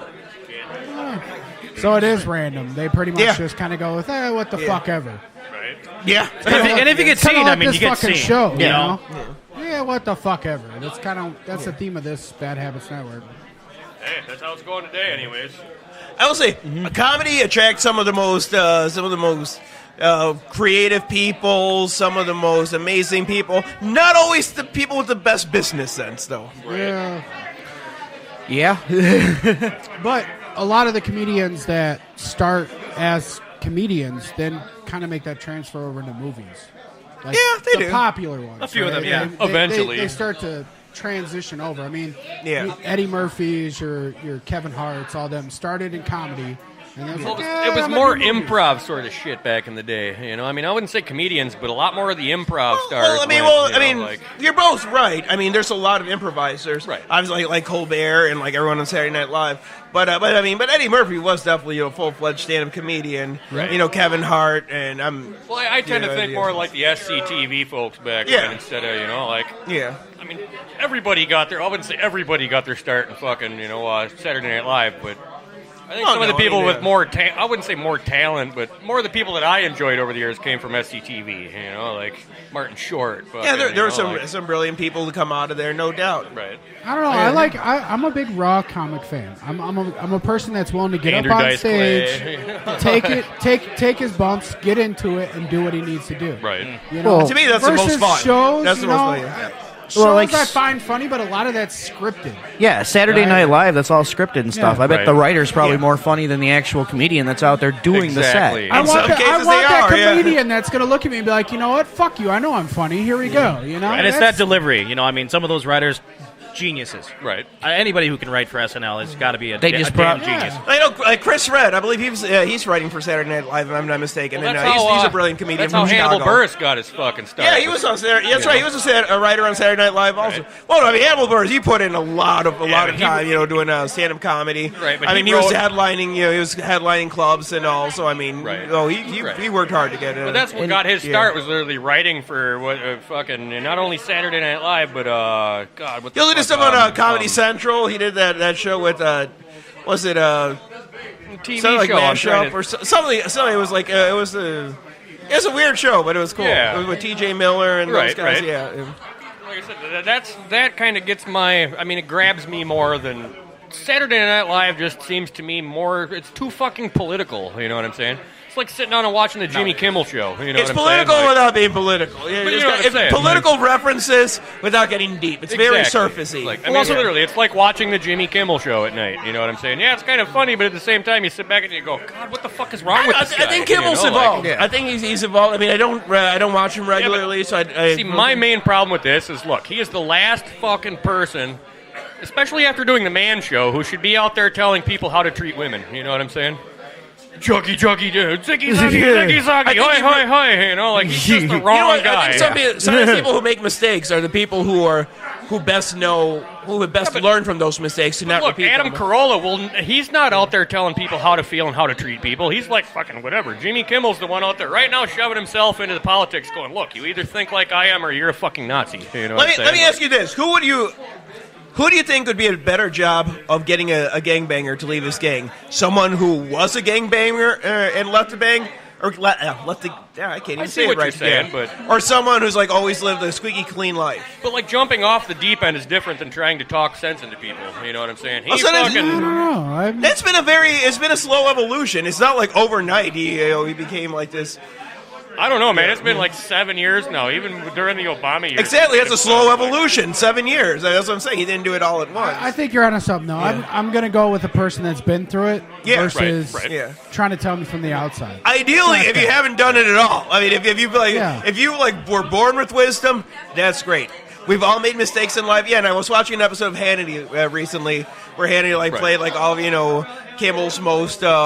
whatever you want to call it, most sexist, whatever, most lowbrow moments, and it really made me think, wow, that dude's come a long way. Right. And I'm glad that he's not doing that stuff anymore. So I'm looking back on it. I You know what? understand that, but but the way I'm not saying the way that he's doing it is wrong, but just forcing it on people the way he's doing it doesn't seem He's not right. He's not forcing it on me. I can change the dial. Well, yeah, dude, some of the That is shit that part I've of seen it. him saying about people, like, hey, if you think what the kids in Florida You're are right. saying is wrong, then you support fucking, killing mass This is what people. cracks me up about like every political discussion is like, I don't like that he's forcing me to listen to him say that men shouldn't force themselves on women. I feel violated. Well, I mean, but you know what I'm saying? Like, there's a way of saying it and keeping humble and saying, hey, look, I fucked up. I Well, you admit just in got to the look through the past. bullshit. But you know what I'm saying? If he We all know he fucked up. We know who Jimmy Kimmel is. But you know what I'm saying? If he was to flat out say, look, I fucking, this is how I used to be and I'm not like this now, it's not like that. But you wanted to start every monologue with that? But like, we already know that's who he is. But when he flat out said that, look, if you see David Hogg as being wrong, you support Nazis. That was fucked up to me. He full out said in that language that, look, if you think what these kids in Florida are saying is wrong, you support Nazis. You know what? I haven't heard him say that, but if he did, that's an incredibly stupid I thing can to show say. you the tweet. You know what I'm saying? Like, that's why Please I was like, do. wow. And, I will say, and I will, and I'm assuming that's true. I'm going to assume that. And that's terrible. That's stupid. And likewise, I have seen so many people say, "You know what's the first thing Hitler did? If you support reasonable gun laws, you're a Nazi." But isn't that? If you support, but I'm 100% a centrist. I don't support either far side. You know what I'm saying? I think you're both fucking retarded if you fucking hate each other over somebody's political opinions. Personally, I support the whole Bill of Rights. I like all 10 amendments. I like the Constitution. I like the Bill of Rights. If you fucking say that somebody on the other side is an asshole because they don't agree with you, then I don't agree with you. Everybody's going to have a different opinion in life. Well, let me say this. Let me interject real quick. But you know what I'm saying? We're humans. We're all going to have a different fucking outlook on life. If Right. you hate somebody because of the person that they support or whatever, then you're fucked up. That's all I'm saying. But isn't that what it's come to almost these days? It's like if you're not on one side, you're on the other. But here's the thing also, like perception is everything. Yeah. Yes. What we see is like the 1%. It doesn't, and I'm sure this is like common knowledge to everybody, but it almost seems like all you see is the 1%, and you feel like that's all that exists, when in reality there is so much rational thought that does exist. Well, yeah, I mean, 99% of us think it's just that 1% you see has the loudest voice, whether or not it's exactly. That's whether or not not the it's smart loudest or voice. ignorant. And it gets put in as the loudest voice. But I mean, it's not social media, you yeah. get your news media outlets, everything that is projecting. It's mainstream media that pushes that 1%. It's not. Yeah. Well, people. and being rational is not profitable, which is what you're. Well, yeah, because the media and loves. you're right. And the mainstream The media does media push loves it. They love to drama. jump on stuff that they possibly can because it makes them look better and bigger. And Like, okay, the way I'm looking at it is like, look, you could be a staunch Hillary Clinton supporter. I could be a fucking staunch Trump supporter. But at the end of the day, I'm still going to respect you for who you are. As a I'd have to person. kill myself if I was either. But you know what I'm saying? I'm just, as an example, I'm saying at the end of the day, I will still respect you because of your opinion. Hey, I don't give a shit what you think. You could fucking like raping people. I don't give a shit. You know what I'm saying? just don't rape Stop me. raping people. Hey. You know, I would hope that if someone says, "I believe that you should be allowed to rape people," I would say, "You know what? No, I disagree with you. We might have You to are an intervention. asshole there." Well, within reason. I disagree, but that doesn't mean I'm going to hate on you and fucking, like say you're a piece of shit. If you're raping people, I'm gonna hate on you. That's true. Yeah, I use the shitty example. I can't give anyone It's a good example because that's what it comes down to. Because a lot. Let's be real about what these politicians are doing. It's basically they're fighting for the opportunity to strip us of our rights. Right. Well, okay, and it's like. It comes down to like me being okay. I'm a pothead. Okay, I'm a self-admitted. Hey, I fucking smoke weed every day if I can. You know what I'm saying? People look at me like I'm a piece of shit loser because I smoke dope. It's the same as people out there look at Trump supporters. Hey, you're a piece of shit loser. Yeah, but because you like Trump means you're a fucking loser. Well, you and I don't gotta want it. At the end of the day, they will not listen to you. And they will argue with you and tell you you're a piece of shit and your kids are a piece of shit. You got to look at it this way, though. Sure. But I don't give a fuck. You gotta look at it this way, though. Most politicians, they'll believe in whatever pays them the most money. They don't actually have a fucking belief system. It's the exact same thing. Those people who look at me as a stoner and go, "You're a piece of shit." They're gonna sit. Smoke dope. They're gonna sit there and say, "You'll have one that'll sit there and say like." Smoking's wrong. All of a sudden, a tobacco company comes up and goes, "Dude, I'll give you $1 million to support your campaign." Hey, smoking's great. You know, I mean, that's kind of how it That's goes. what it boils down to, though, is money. All of it boils down to money. And we should question the government. And Yes. we should question these people who are making laws and stripping us of our rights. Exactly. We just need to should question, overthrow and the we should government. question the people who staunchly support them because they're the ones giving them their. See, you can't have it both ways. You can't say, "Hey, don't trust the government," But, let's be real polite to everyone who helps empower them to strip away our rights. Exactly. I think it's really interesting, too. It's like, this world is so easy, full of excuses. The world will give you 100 excuses. We like to say, well, yes, media does this, but as people, we perpetuate. Yes. And we really allow them to. Like, if we, not saying everybody has to be one people. We're all different. We all come from different views. It's okay to be different. There's nothing wrong with being different. That's the viewpoint I respect. I cannot stand people that I see online all the time that fucking swear, hey, just because of your fucking viewpoint, you're a piece of shit. I don't agree with that. I really don't. But it depends on what the viewpoint is. And once again, we go back to, like, the rape, shitty example. But you know what? Even better, though. Even better. It's okay to have a viewpoint. Yes. Awesome. But the idea of having a debate nowadays is obsolete of what the idea is. In a good debate, it's like, here, present your view, present my view. Let's both give information that's valid and true, not made up bullshit. And let's try to find a common ground. Exactly. But the problem is with mainstream media now, there is no common ground because 90% of what you read, you don't know whether it's true or not. But that's how you change views, though. To actually have an intelligent conversation, find logic and rationality, and that's how you can change a viewpoint, even if it's wrong. But people aren't looking for the being rash about it. They just want to take everything.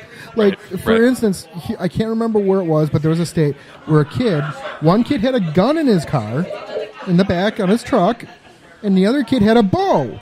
Now, the kid who had the gun got in trouble, but the kid who had the bow did not. I thought that was total bullshit. Because a bow is just as dangerous as a gun. A bow is completely silent. Whereas no matter what, you're going to hear a gun go off. Even if it has some kind of silencer on it. I'd love to see you shoot 50 people in less than 2 minutes with a bow, though. You're not I'm going just saying. Dude, don't you watch Arrow? Automatic crossbow.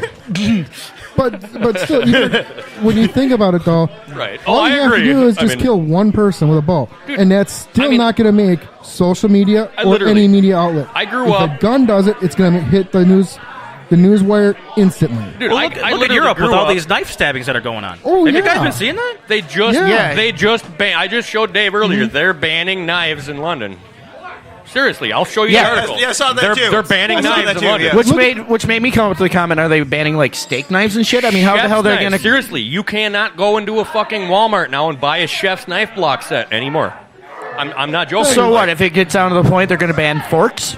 Dude, I mean, I'm waiting Everybody for them gets to a ban... spork now, I guess. I'm waiting for them to ban lumber because it's easier to knock somebody out with a goddamn 2x4 than it is a fucking... I mean, seriously, it's... But no, like, it's literally coming down to the dumbest versus the fucking logic. I'm not saying the smartest people, but it's seriously the dumbest motherfucking people in the universe right now. Oh, look at the movie. But it's always been like that. Let's not pretend it hasn't been. It's just like the movie Idiocracy. But the media is actually paying attention to these dumb fucks now.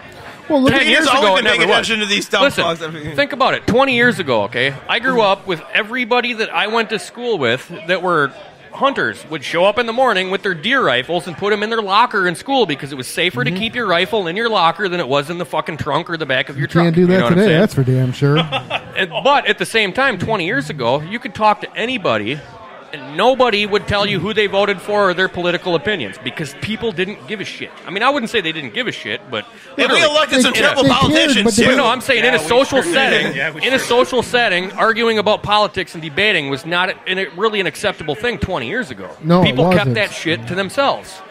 Yeah, and we had some very fucked up situations. But I'm saying, what the fuck happened all of a sudden in the last couple of years where, your main viewpoint is because of your political fucking stance. It's everybody's ability to say what they want to say without repercussion.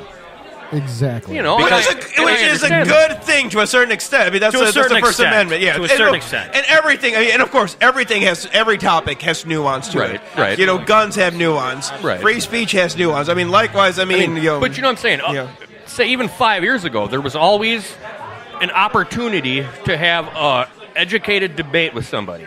That can't happen anymore. Literally, you can sit down and try and have... That's not true either. Dude, you can try and have a political discussion with people, and all of a sudden you're a fucking Nazi. You're a Hitler supporter. You fucking support mass murder of children because you're an NRA member. But shit went out the window. You know what I'm saying? Like, if you remember, Martin Luther King tried to have intelligent political debate. He got shot. Didn't work. Yeah, that's true. He got killed. Yeah. You know what I'm saying? Malcolm X tried to have intelligent political debate. He got shot. But you see what I'm saying? The last couple of years, there's a fucking red line that got drawn somewhere. You know what I mean? No, it's that line. It's always been. The people have always. It always. People have always been punished for engaging in intelligent debate. But I'm saying right now, like even with like shots from the balcony, bad habits. We have our shows and shit on the weekends. There's certain things we just kind of really don't bring up anymore because all it does is cause fucking stress. All right, go for it. It causes inner turmoil. Name one. Shit. Oh, there's Michael. I love you, Michael, but Jesus Christ, like you mention one single thing sometimes to Michael, and it turns into holy fuck, you're a Nazi. Go ahead, throw the topic out there. Anything? Seriously, am I wrong? Well, if it's anything, give us a topic. Healthcare, fucking anything. I mean, seriously, anything. Politics was a huge one, though. The presidential debate. Yeah, that was a big one. I like healthcare. Seriously, that's one of the things we really don't talk about. We acknowledge healthcare. No one freaked out. It's awesome. You know what I'm saying? There's certain things we just really don't discuss anymore. I mean, we used to, but we really don't do it because it just causes fucking problems. So, Cloud Comp, sign up for the Cloud Comp. When do we sign up for Hammer's mom? Now. Your mom. But I mean, there's you so can much. sign up for my mom. You're not going to get much out of it. Let's bring Hammer over here a second. That's nasty. Yo, Hammer. Talk about the ESPN thing. No, I can't. We got a fucking cease and desist. See, there you go. Right. Yeah, there's cease and desist from fucking Rip Trippers. We got a cease and desist from ESPN. Like I said, there's certain things you just can't talk about anymore. Well, can I talk about how awesome it would be to see Stephen A. Smith debate DC versus Marvel? Right.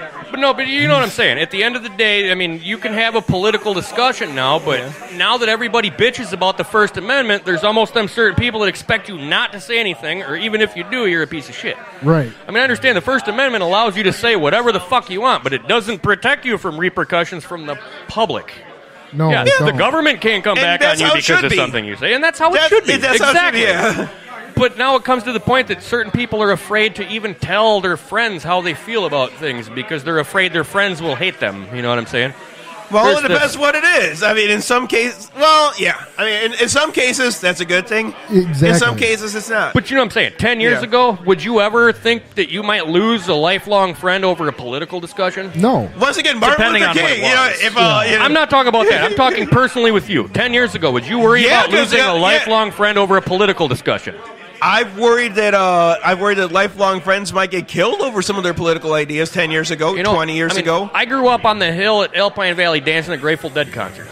Some of my closest friends that I've had for 30 fucking years are very, very big Grateful Dead fans, fucking hippies.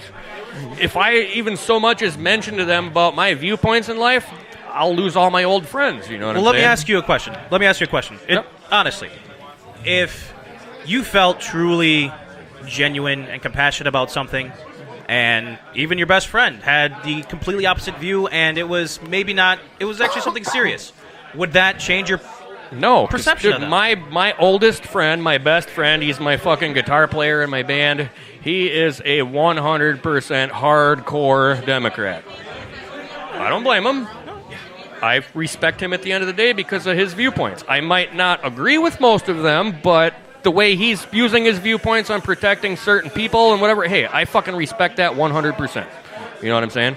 I'm never going to let that get in the way of my personal relationships. But there's too many people out there right now that are doing exactly that. Yes. You know what I'm saying? I completely 100% agree. I mean, look, I used to, dude, I've always gotten along with Michael for the most part. I love you, Michael. I know you're listening, but you know what I'm saying? There's a couple of online conversations we've had where, dude, if he could show up to my house with a shotgun and blow my head off because of my opinion, he probably would have. You know what I'm saying? That's with anybody, though, Sean. Whenever someone introduces... that was just an example, just because Michael won't mind me fucking saying, hey, you know? Right. Well, whenever should have been here by now. And that's why I mentioned his name.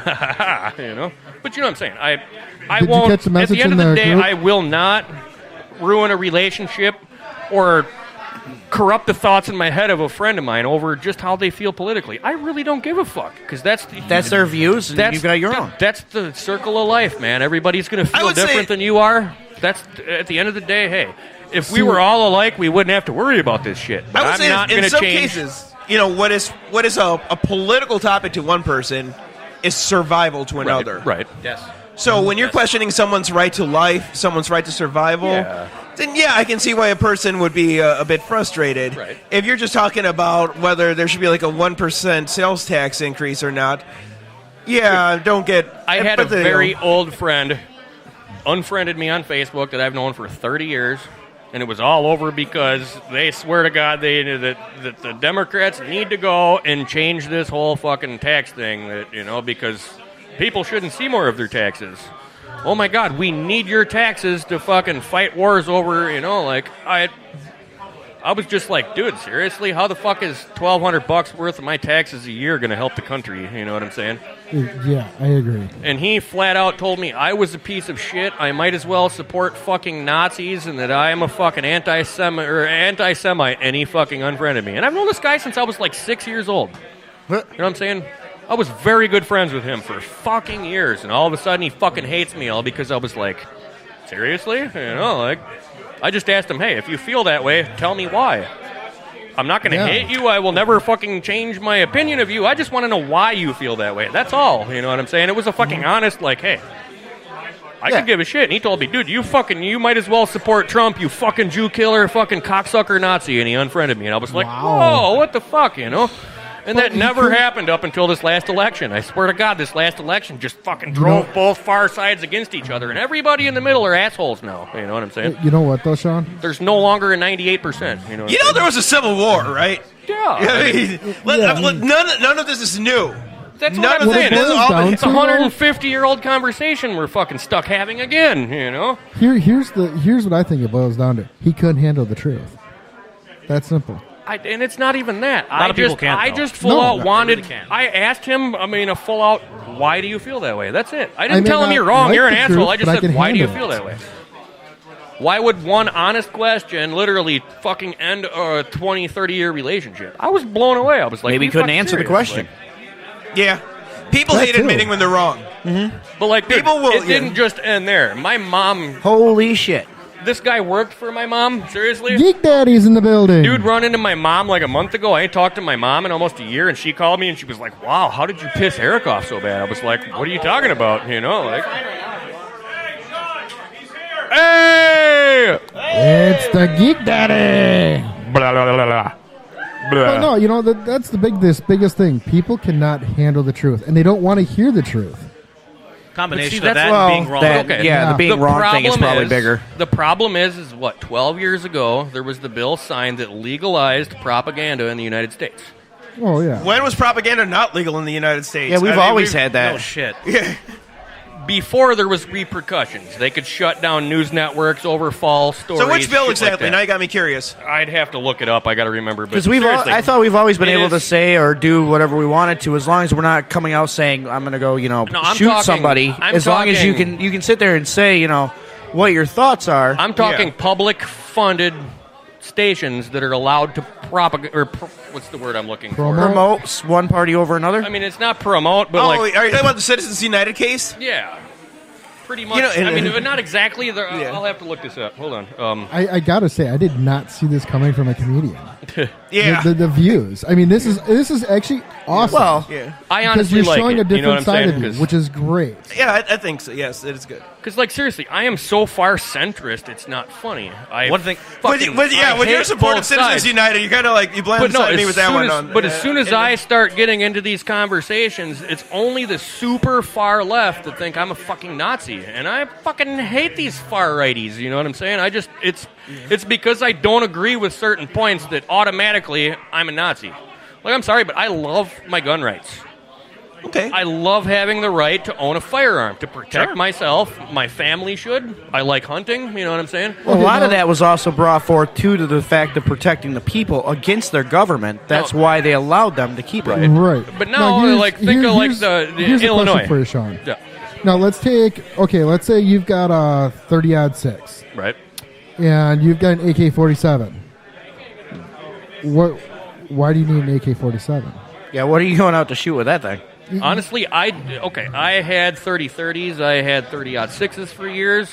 For the last 12 years, I've hunted with my AR. And there's nothing wrong with that. It's fucking more accurate than any 30-30 I've ever had. Yeah, but you don't need an automatic assault rifle. Well, there's an adjustment on them that you can do. I'm just saying, in general, that shouldn't be in the hands. Armalite rifle, not fucking assault rifle. God, that drives me nuts. Whatever, fuck off. Anyways, Anyways, dude, I'm just saying that doesn't need to be in the arms of the average person. Why? Why should it Our be? Second Amendment says we should have the same right to own what the fucking government owns. It's the only fucking thing between us and government I'm tyranny. curious. How about nuclear warheads then? Why not? Okay, so then that's a component of democracy, right? Well, I mean, I wouldn't even say just democracy. I'm just saying, in the words of the Second Amendment, you don't have to be in a fucking militia to own firearms. No. Well, no. Everybody swears you have to be in a militia. I always wonder, like, how far people go with, like, with what they believe as far as who should own firearms. Right. So you're seriously going to go with nuclear warheads also, right? I don't really agree with that, but you know what I'm saying, honestly. I don't think anybody in their right mind would agree with that. Exactly. I mean, come So on where do you now. draw the line? But you know what I'm saying. I'm just curious. Where do you draw the line? Honestly, whatever the government has, we the people should have access My to. wife has all the nuclear money. Sam. warheads. My wife has all the money.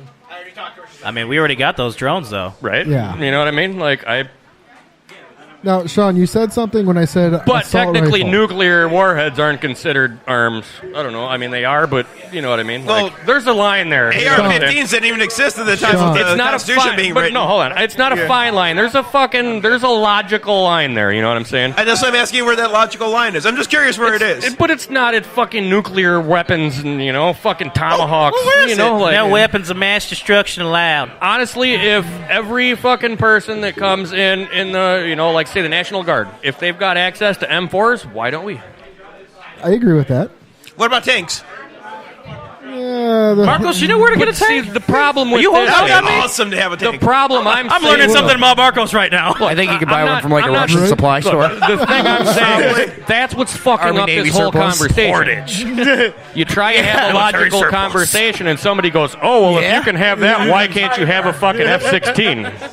That's not the conversation But we your should be typical having person here. can't fly Why an should they be F-16? That's what I'm taken asking away? you. You lead the discussion. but I'm Tell me saying, where the look, line listen. is. Deerfield, Yeah. Illinois.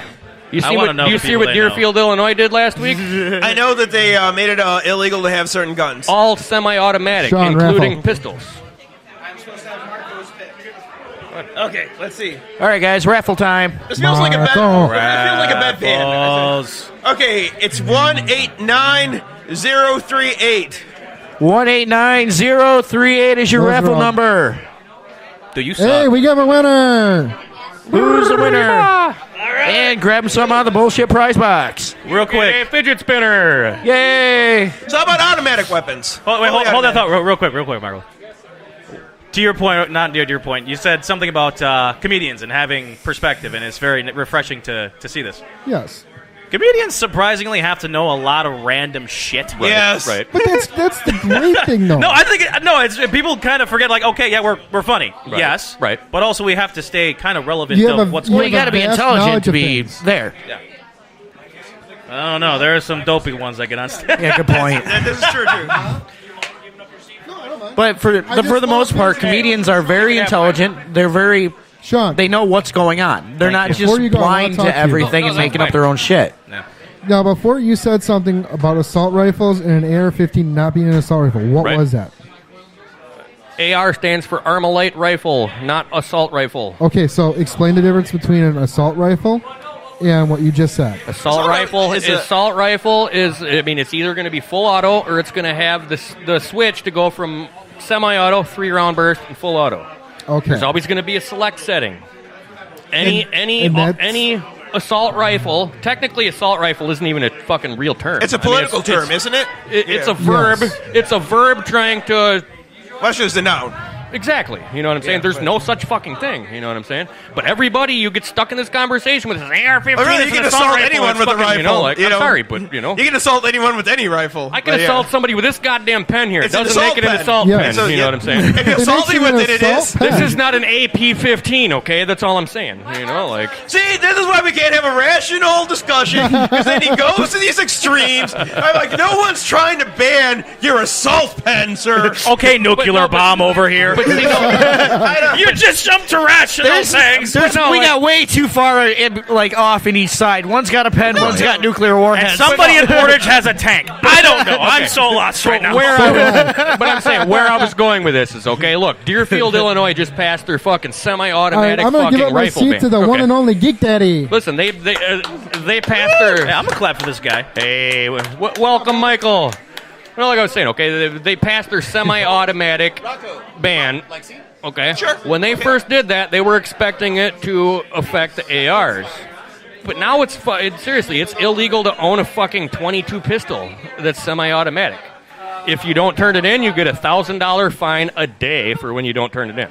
Now, do you really think a semi-automatic .22 pistol is what's wrong with the world? First of all, I don't think it's right to just like change to make a law like. But then you get to make people, such a sweeping law like that and not really give people much of a chance to adjust. Right. I mean, you got.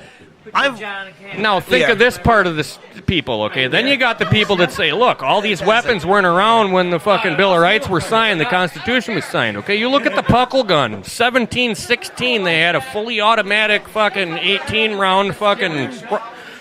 And really, I mean, anti-tank fucking rifle, basically, and 1716. And the insurgents, and the insurgents who were the Sons of Liberty and such, who were fighting against the British Crown. They needed those. They had many of the. I mean, they had weapons that were almost the same grade as the military. Right, and that's so why in the Second Amendment it was said that we should have basically what our government would have. And I understand what you're saying. Okay, you're like, okay, what about nuclear arms? And my question is just where do we draw the line? That's my only question. Well, I'm not saying I have the answer. But here's I'm just the asking. line that everybody keeps missing is there's that one section, that one pair of words, regulated militia. Doesn't necessarily mean... That's behind a comma. The comma does not fucking disappear. It's two separate parts of the sentence. Welcome to bad habits, guys. But, Michael, am I wrong? No, it has nothing to do with... Is it a separate part of the sentence? No, it's separated because it's meant the rights of the militia and the citizens are in the same the same paragraph. They're not separating the fact. They're putting the regulated militia and the rights of the citizens. I don't mean regulated as in you need 80 billion gun laws, because people are going to break laws no matter what. Exactly. What I mean regulated is that put hunter safety back in school. Right. All right, you want to own a gun? Fine. You have to have pass a written and a practical test and a class to be able to drive a 60-mile-an-hour 2-ton missile. But that's the problem. Why not just do the same fucking thing for your average handgun? There is no 100%... This is going to go on for a while. But the main point I'm trying to make is there's not one hardcore NRA guy that is against common sense gun laws. We all want the same. How do you define common sense gun laws? What's your definition of common sense gun laws? Crazy people can't get them. Yeah, but how do you determine them crazy before they go out and flip off the felons, when they try anybody that was a felon or dishonorably discharged should not have them. Simple sauce. Written what test, happened just in Orlando? like when you join the law enforcement or military. I'm saying, question though. What happened? No, your listen degree to me. of felony. What happened at the church in Texas? Dude was a fucking Air Force guy who was dishonorably discharged, who had a fucking what's it called? And the government dropped the ball. The Air Force dropped the ball. They didn't report it. They didn't report report it. Yeah, but when you go off a felony, 90% of mass shootings would have been solved if we'd have followed the laws that are already on the fucking book. This is true. Enforced them, Exactly, they would have never This is happened. true. Exactly. Why? So But the I'm saying, simple but all sauce I'm is saying is simplify why the laws and enforce the ones you have. But I'm saying, why pass 74 new laws that they're not going to follow like they got the ones that are already on the fucking book? That's yeah, all but I'm when you trying to say felony, though, I mean, driving in Wisconsin now without insurance is a felony charge. So that person that just drove a car without insurance... Here's the thing, though. That person's totally saying, okay, maybe he couldn't afford the insurance, but now he can't own a gun because he drove a car. You made that decision? No, that's fucked up. But no, it should be depending on what... If you're on paper as a felon, you're not allowed. Once you're done with your parole and probation, you're allowed to get a firearm again. Yeah, except Not if you have a felony in your past. Bullshit. If you take care of your paperwork... I'm dealing with it right now with somebody. If you take care of your paperwork, after 10 years, you're allowed to get a fucking rifle again. I'm not joking. It's in the fucking paperwork. You can get another gun. You just got to get that felony conviction off your shit. It takes a while. You know what I'm saying? But while you're going through that paperwork, you should not be allowed a rifle just like anybody else. I don't give a shit. You know but if I'm not mistaken, I wish someone would look this up, okay? Because if I'm wrong, I so want to be wrong on this one. What's that? But didn't the NRA just oppose like some legislation that made it harder for people with mental problems to get guns? Yes, he did. Okay. Who? Trump. It was part of... That's not the NRA. That's Trump. That's a different story. He asked the NRA. Well, the NRA has never, ever fucking said that crazy people should have guns. They're the number one people out there that are training people, giving them classes to learn how to, properly So you're handle saying a the firearm. NRA opposed Trump on this one? Yes. They told him you're Trump. I'm you're not wrong? joking. Trump has never been. He's never gotten money from the NRA. No, but I say that they actually oppose him. They say, Mr. Trump, this is irresponsible. Well, but technically, the way that bill that was signed had nothing to really do with that, anyways. It just was part of the language, and that's how it got. So what I Now, just you're not heard answering from, my question, though. So I just heard from Sean is, yeah, but... We all know how we handle that on this. Did the NRA ever condemn Trump as harshly on this one as they condemned Obama? Yes. Dana Loesch did a huge press conference saying that was fucked up, that mentally ill people should not be able to get firearms. They never should. Dana who? Dana Loesch. Okay, cool. We can look this up later. She's or we can look it up she's now. the NRA spokesperson. It's like one of the few times I wish I had a smartphone. Right. But I mean, like I said. Okay, cool. If the NRA opposed Trump on that one, awesome for them. That's just Let me ask you this. Okay, I hear the NRA talking about arming teachers, right? Right. Then how come when Philando Castile, a teacher who was armed, got pulled over and shot by a cop for being armed, the NRA wasn't leading that march? I don't know. I didn't have nothing to do with it. I mean, So what was our question on Miss Loesch? About her, the NRA going against Trump signing the bill about me. Well, Did and she technically, condemn him as and a technically just that bill didn't make it easier for mentally ill to get a weapon, False. anyways. And it You know wasn't a what I'm bill; it was an executive order. saying? You know what I'm saying? It didn't make it easier for that to work. Anyways. He just circumvented the whole democratic Exactly. process. I mean, Well, like every president has done. Right. But granted, No kidding. in his first year and a half, he's signed more than the last 3 presidents combined. So no, that's Whoa, not true. that's big government. That's That is not big true, government at 'cause, work right there. Barack Obama signed more executive orders than every other president added together combined. You can look that up. He fucking Okay, signed. how many? I don't know the exact number. Well, that's something we can look up then. I'll look it up. Yeah. I was about to say, you're on the damn laptop. While we're looking it up, I can don't we just fucking- appreciate this man's tie right now? For those Yeah, who no, cannot awesome see tie. us. And a great work, too. Chainmail tie. I cannot let this just pass. I must say this on this podcast. That is a nice Well, fucking it makes tie. sense, especially considering I'm kind of the BDSM expert on the network. So, any chance I have to hit someone with something heavy and I get to carry it out in public, I'm happy. Yeah, he's got a guitar case you don't want to see. She does. She fits in it.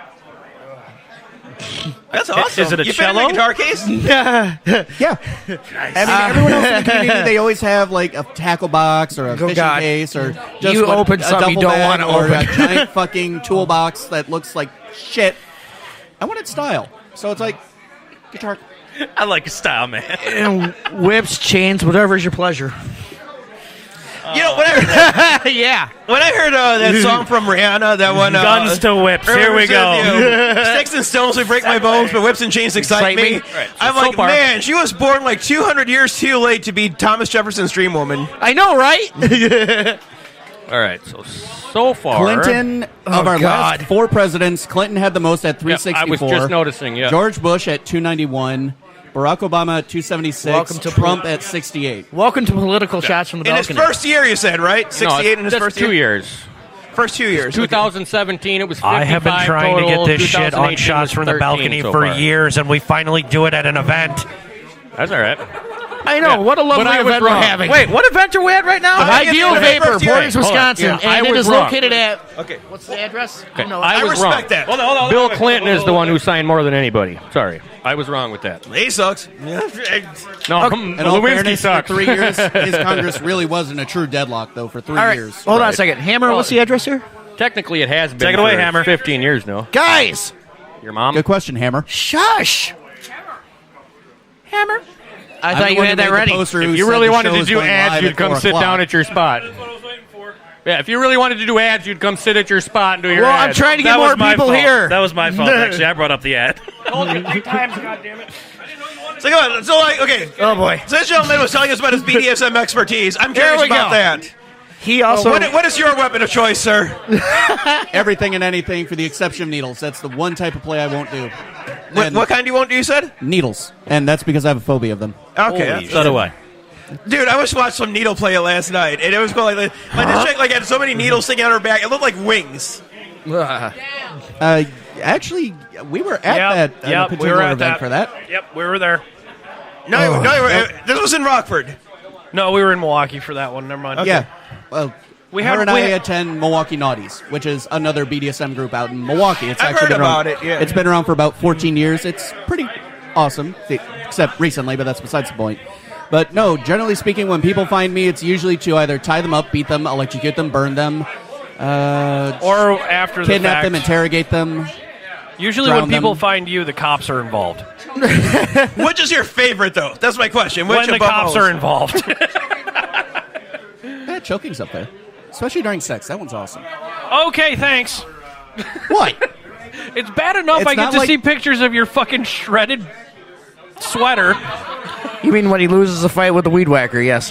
Boy, I didn't know where that was Lawnmower. going to go. I'm glad you finished. Seriously, that one. bare hands then. The choking with the bare hands. That's your favorite. It's up there. Cool. Yeah, it's So I'm guessing doing the choking is opposed to receiving. So I imagine your beard would get in the way. actually equal opportunists. Okay.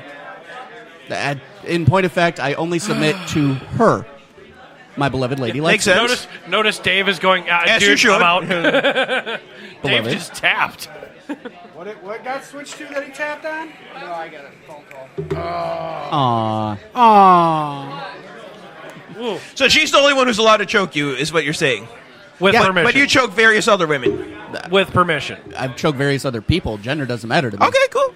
All right. He'd like to choke me. I'm sorry, I did not mean to make any assumptions. Well, with the name No, Hammer, it's not I mean, necessarily come an on. assumption. It's so not much what you as a think. correction. You inquired, I Good answered. Lord. What's that? You inquired, I answered.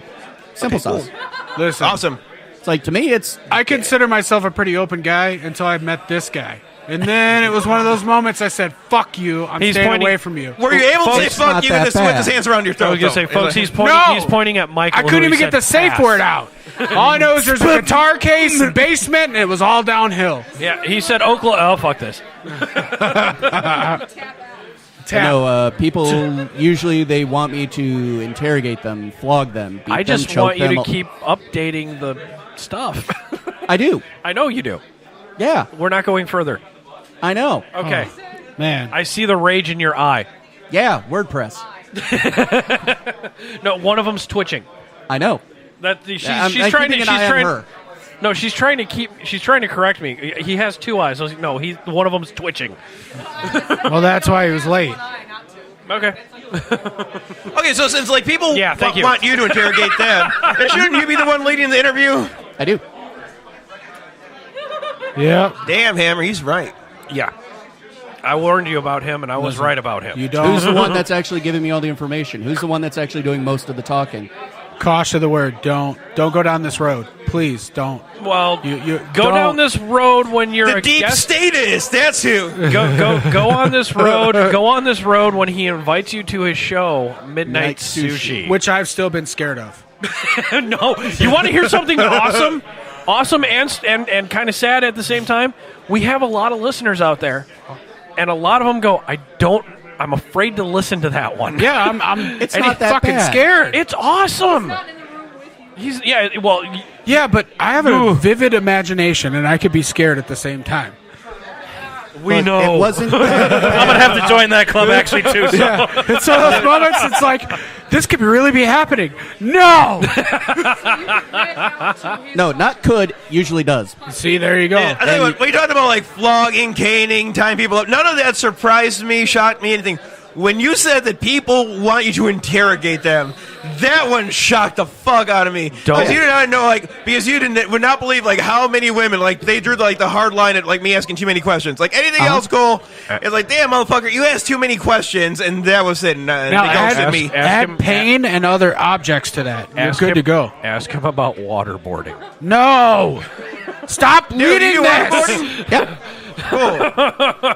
And I actually invented a type of play. Well, not so much invented, but I'm running away now. Yeah, way to go. I heard there's pepperoni pizza here, guys. So So obviously you give the waterboard. You receive. I dare not waterboarding as say well. sausage. one of my sadism that I've been taught is that you never do anything to anyone else you're not willing to have done to yourself. Is mushroom subjective as of this point in time? Phrasing. The safe word is pineapple. Pineapple. Oh, you're No, one I of thought those the sick safe human word was beings. Oklahoma. No, the safe word is Oklahoma tonight, but he just said mushroom, and I'm like, no. Back away. Back away.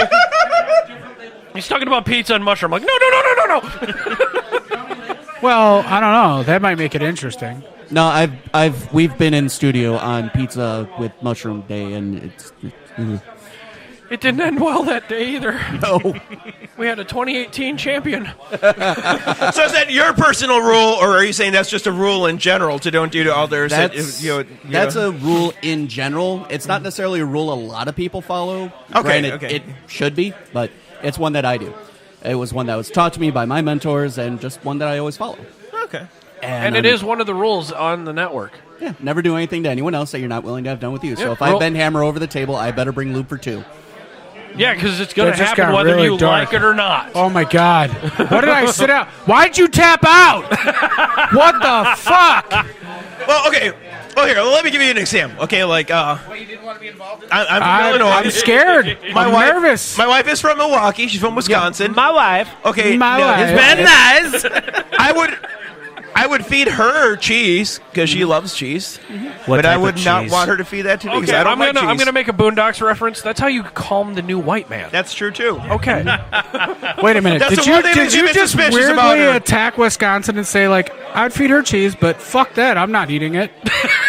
Yeah. I'm with you. I'm from Illinois too. Well, I look don't at his do that body. to you either. Look at his body. He's got to keep that chubby Jason Momoa fucking figure somehow. Oh, see. He doesn't want to get fat Jason Momoa. He wants slightly chubby Jason Momoa.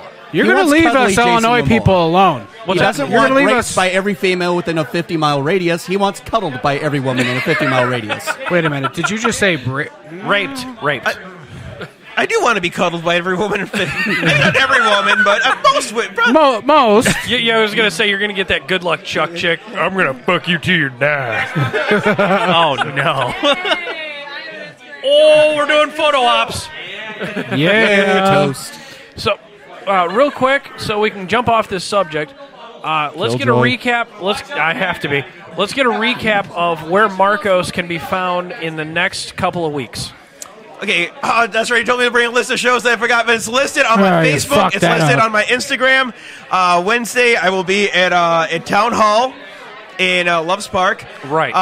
Saturday, I will be opening for Joe Torre, the host of HBO Steph Comedy Jam. I'll be opening for him at the Tabala Temple in Rockford, Illinois. That's You're Belvedere. fine. He's pulling it up for you right now. You Cool. There's Yes, a reason you awesome. bring an entourage That's with you. right. Right here. Don't sell him short. I've He's- made the entourage. Don't My sell life him is short. He's progressing. fucking hilarious. He needs to be opening his own shows and stop doing these mics, man. And then on the 27th, we're in April, right? April 27th, I will be at the Underground Gallery, also in downtown Rockford, Illinois. Nice. So doing a lot of your shows local. Yeah. Good. Well, Yeah, he's I mean, a I like to comic. travel He's when I broke can, as also, fuck. you know. Here's the thing. We got to bring some culture back to Rockford. I don't We think do. a lot of people We do. don't understand that thing is like just vacant of anything other than like horrible bands. You know what I mean? There's some good bands. In the 90s, it was let's great be down honest. there. The Cheap lineup Trick was the last good lately thing that came out in at Rockford Rockford, has right? been shit. You know what? The creative community just needs to come together more. We just need to support each Yeah. other more. If all the creative people supported each other, we would have so much more happening. Well, and they're moving on the artistry. If you go downtown, they have like a lot of local artists putting up stuff in the windows and a lot of the Yeah, like right vacants. now, like this weekend, it's beautiful what they're doing with Rockford Art Scene. I think that's great. And last night, my wife and I went in and checked out several of the pop-up galleries, and it was awesome. Awesome. Yeah. But I would like to see them bring back more of that comedy style, more shows that you Well, can you know, look up we on have your a- phone yeah. on Friday night and say, hey, this person's here, I'm going to go Well, see come him. on out Wednesday night. We got I'm Zach planning Peterson, it. who just Already. returned from, Hey, awesome. $3 beers. Of course I'm going to be there. Of course, yes. Yeah. Now, I would say there's enough depressing shit going on in the world. A lot of people do need some comedy. I mean, Oh, really, yeah. just go out and just enjoy yourself and be able to just laugh would be at horrible. shit. Touche. well, but the other side is they need to be able to laugh at the shit that's going on. Yes, absolutely. Laugh at the fucking shit that's going on because it's the only way we're going to get through it. Yeah. Honestly. Yeah, especially in the upcoming World War III. Oh, stop. We're not going political. We did fucking I for will like say- how long? Pretty sure about a good solid 20. You want a shot? Oh, Solid and 20. it was way more than 20. Dave's saying like 1 hour. For realsies? For real. Realsies. They took But you know her what, but I'm down. That's all I felt was going on here. That's it. That's all I felt that was going on. I gotta point at you for that one. That's all I felt that the entire time. That's why I walked away from the table because I was like, I'm not being involved in this conversation. It's Killjoy. ridiculous. I don't know. Everybody gets one. You know what? I'll say this. I feel this was the main point of the conversation. I keep forgetting that other gentleman's name. Sean? Sean. And The one with no teeth? Yeah. Guru, I think it's yeah. like where Sean and I really agreed and very passionately. And that's that people need to be able to discuss the nuance of issues. Oh, yeah, People need to absolutely. be able to hear each other out. And, and I think that in itself will solve so many problems. Absolutely. Yeah. Welcome to Bad Habits The point Network. is that people need to stop worrying about so much about being offended. Because guess what? The world will offend you. The world is offended. That's true. What you need to do at that point is then be able to say, it's like, okay, I'm offended. Don't shut up. Let's talk about this. Yes. And I've always But don't get offended. Everyone has a right to their opinion and let them have it. And I've Well, you always can be said, offended. The point of But don't shut down. Exactly. Don't shut down. You have the right to be offended. You do not have the right to be not offended. Yeah, exactly. Do you know what? Offended is not a safe word. Rule 6. When you say I'm offended, it doesn't stop. Rule 6 came from the guitar case. No. See? You've only been here short. You know about the guitar case. It's bad. We actually. It comes with instructions. Well, No, it comes there's not an repeatedly, but instruction. usually There's with a her oh bag, shit but that's, button that you push. Like, fuck me, what did I get into? If you can't read, we have visuals. The button is the safe word Oklahoma. Yeah. But no, at BHN we actually have a list of rules that we follow. Not just the rules for the network, but the rules for life. Like, Yes. Rule 1: say what you own what you say. Just be honest. Own your shit. If you fuck up, own that too. Yeah. Rule 2: family first. Ironically, is Rule 2. Rule 3 is work before network, because you got to put money on the table so we can keep doing this shit. Because as much as we like it, beer ain't cheap. Agreed. We don't drink beer. What are you talking about? No, we never drink anything that's contractually under the starting of this network. Can we say types of beer? Is that okay? We can. So are you from Beloit? Yeah. Oh, okay. I'm going to segue this. So you're from Beloit originally? Yes. Where'd you graduate from? You can say Beloit Memorial. I'm sorry. I But- thought he was the interrogator, not you. Yeah. Oh. No. train them well. See, what I've become is the guy that kind of like brings us around. That's kind of my job. Yeah, thank you. I'm kind of the instigator slash guy Yeah. who Bring it at me. What's going on? Let me know. No. So the reason I ask is I work in Beloit quite often, and what do you think of the condition of Beloit right now? Well, which side? Yes. Oh God, you're one of those guys. Well, I'm being honest here. Listen. No, Which the side of the township. river? Well, no, okay, so you've a lot of good things, a lot of money has been put into Beloit. Right. I mean, I don't know the political side of it. I just kind of see what it is. I actually went away from Beloit for a little bit. I was in Wisconsin Dells and then in Madison for a wee bit. But, I mean, Beloit itself is a nice city. It really is a beautiful city. Downtown is great. You got things going on Friday nights, even if, you've got things to do. Nightlife, sorry guys, sucks. Yeah. But, I mean, there's a lot to appreciate with Beloit. But it most certainly has its shit sides, too. Yeah, like the Ironworks. I mean, who said that? Who said that? Did you say it out loud? Hey, that restaurant there is phenomenal. Oh, Belwa? No, not Belwa. Wait, when's the last time you were there? When it was Beloit Corp. Well, that tells you a lot. Well, Yeah, honestly, lots changed. I have a lot of hatred. Well, in all fairness, though, a little bit ago, you drove through Beloit to come to us in McChesney Park. That is true. So you were there And I more have- recently. and our young tack hammer lives in Beloit as well. Wait, driving by Beloit, there's like a Walmart, a movie theater that... You want to call that a Walmart? That's not a Walmart. That's a fucking human zoo. Again, I got nothing. You I got nothing there. It's already in place. You know what Beloit has that Rockford doesn't? A Speedway. This is true. And Speedway has the best coupons. Beloit needs a quick trip. That's what Beloit needs. Beloit needs a lot. No. Rockford needs a quick trip. The only place you can go spend a few dollars and get the shits and a laxative all picked in one. You know what I mean? Like, hey, I'm going to eat this pizza, but I'll shit it out later, so I'll feel fine. Exactly. You realize I hate to say it again, like Jimmy Vapes called it out, we're giving them material. That's all right. I hope see, they it's do. recorded, too. I would so. love to show up at a show, maybe and honestly, that's what we're here. Wednesday. It's supporting the community. Maybe I show up Wednesday and he mentions the network and talks about how fucked up we are. No. Honestly, though, I mean, that's where the best... No, it's kind of reverse. It's he comes on here, tells people where he can be found at. Yeah. Free advertising. It's a give and take. Yeah, but these are great guys. They can come back anytime. Are they? Yeah. Are they great guys? Absolutely. I think they're stupendous. Yeah. Okay, I'll give you that. I was waiting for something fantastic. I'm just like, bring it, homie. Bring it. You guys get the fuck endorsement. Fucking fantastic. That's where we're gonna go with that. I just got molested. No, I was just gonna say for comedian myself, I use personal life as to be funny. Good. Life is funny, okay? Being a white Mexican by myself, I have at least 2 hours of shit that's hilarious. I get dissed by my own people, all right? I went down to Mexico, and they're like, they give me the same thing Hammer gave me. They give me this fucking guy's a fucking liar. You hear this guy? He's not fucking Mexican. Thank you. I know I don't. Was it the white skin or the blue eyes? We have a term for that. We call them half-sikins. There you go. This is Neither. true. It was when you walked in going. And I will give you Wait. Pootie Tango. Pootie Tango. It's been Pootie trademarked. Tango. I'm And in. also, Mira, ¿sabes qué? Yo hablo español también. Entonces. I thought you got a D in Spanish. It doesn't mean I can't speak it. He just didn't do the homework. He's too busy landscaping. I aced the exams. I didn't do the homework. See, That was my midday nap, Spanish. Oye, nena, ¿de dónde eres? ¿De dónde eres? she just Don't dab. Don't Okay. dab away from the mic. I'm That completely shit doesn't work confused. with Border Patrol. Doesn't Peanut work with Gallery the microphone. doesn't dab. Donde están los chupacabra? That's all I really know. Hey, all I know is the basic. At your tent. Cerveza, baño, burrito. That's all I need to know. All right. You've Baño. heard the stereotypes. Here's one word that you need to know. La verga. I know that one. Okay? Chupa. Doesn't matter what the conversation is. Could be a good thing, could be a bad thing. La verga. You disagree with them, just say, La verga, way. Walk away like you're usually- just dick in your hand. You're good to go. La verga, way. That's a good point. What does this mean? That's a good point. It's a drop the mic, but it's a hold your dick. Nice. I feel like this should be inserted on every Wait, Facebook phrasing. post. Soundboard? Soundboard, the voice of Jose. La verga, way. Isolate that.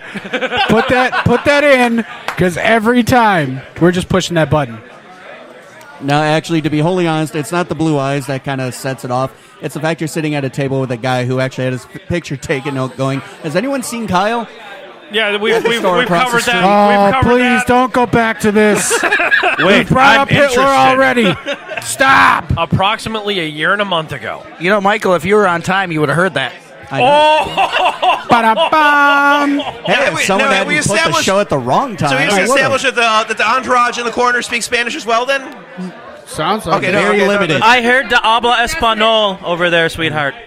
No, nada? Baby girl, do you? She knows enough to troll people, and that's about Did you it. just sound like... Boy, I tell you what, I need to know if baby girl hablas.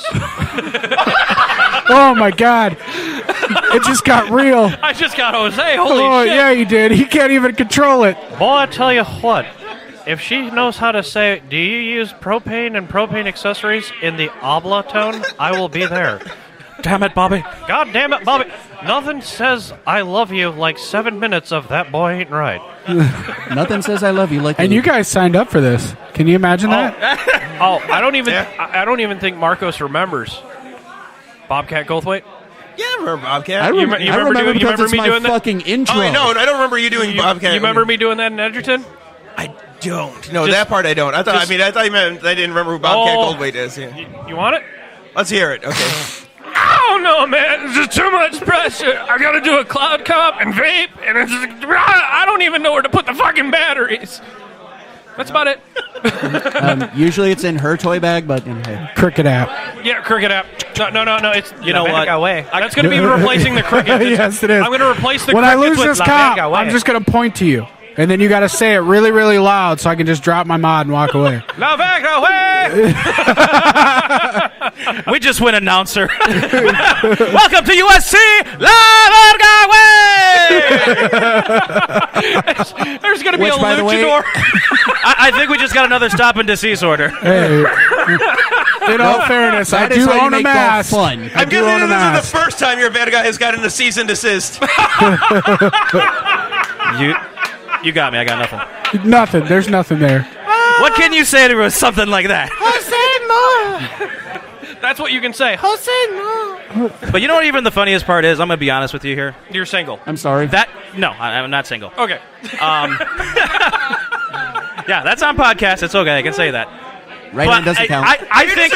Why do you look like you're disagreeing I with think him saying no. he's not single? You think I You're have it single. bad. Hammer, check this. You think I got it bad. My daughter, blue eyes, red hair. No, Oh. he's She's a not single. lollipop? Wait a minute. So there's an extra set of headphones right there. So she's a quarter Mexican, but she's got blue eyes. No, funny thing, she was watching a show, and it was about So a quarter Mexican plus you equals 3/8 Mexican. Means you're Puerto Rican. He's wow. So still found at Home Depot every other day. Got it. Pretty much. So you're saying she's tall? She's 7 years old. We'll see how tall she is. She's good at math. Now we're watching this show, and they were doing some documentary on stereotype.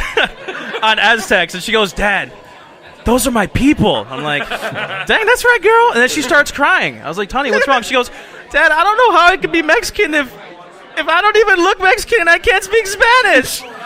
Well, wait a minute. You haven't taught her Spanish? Well, she knows. Dude, she's 7. She knows speaker. Like, what the fuck? She gets the basics. See, Dad's again. Dad again moment. Dad right there shaking his head at you. Dad of the year. Here we go. He's just... Honey, listen to me.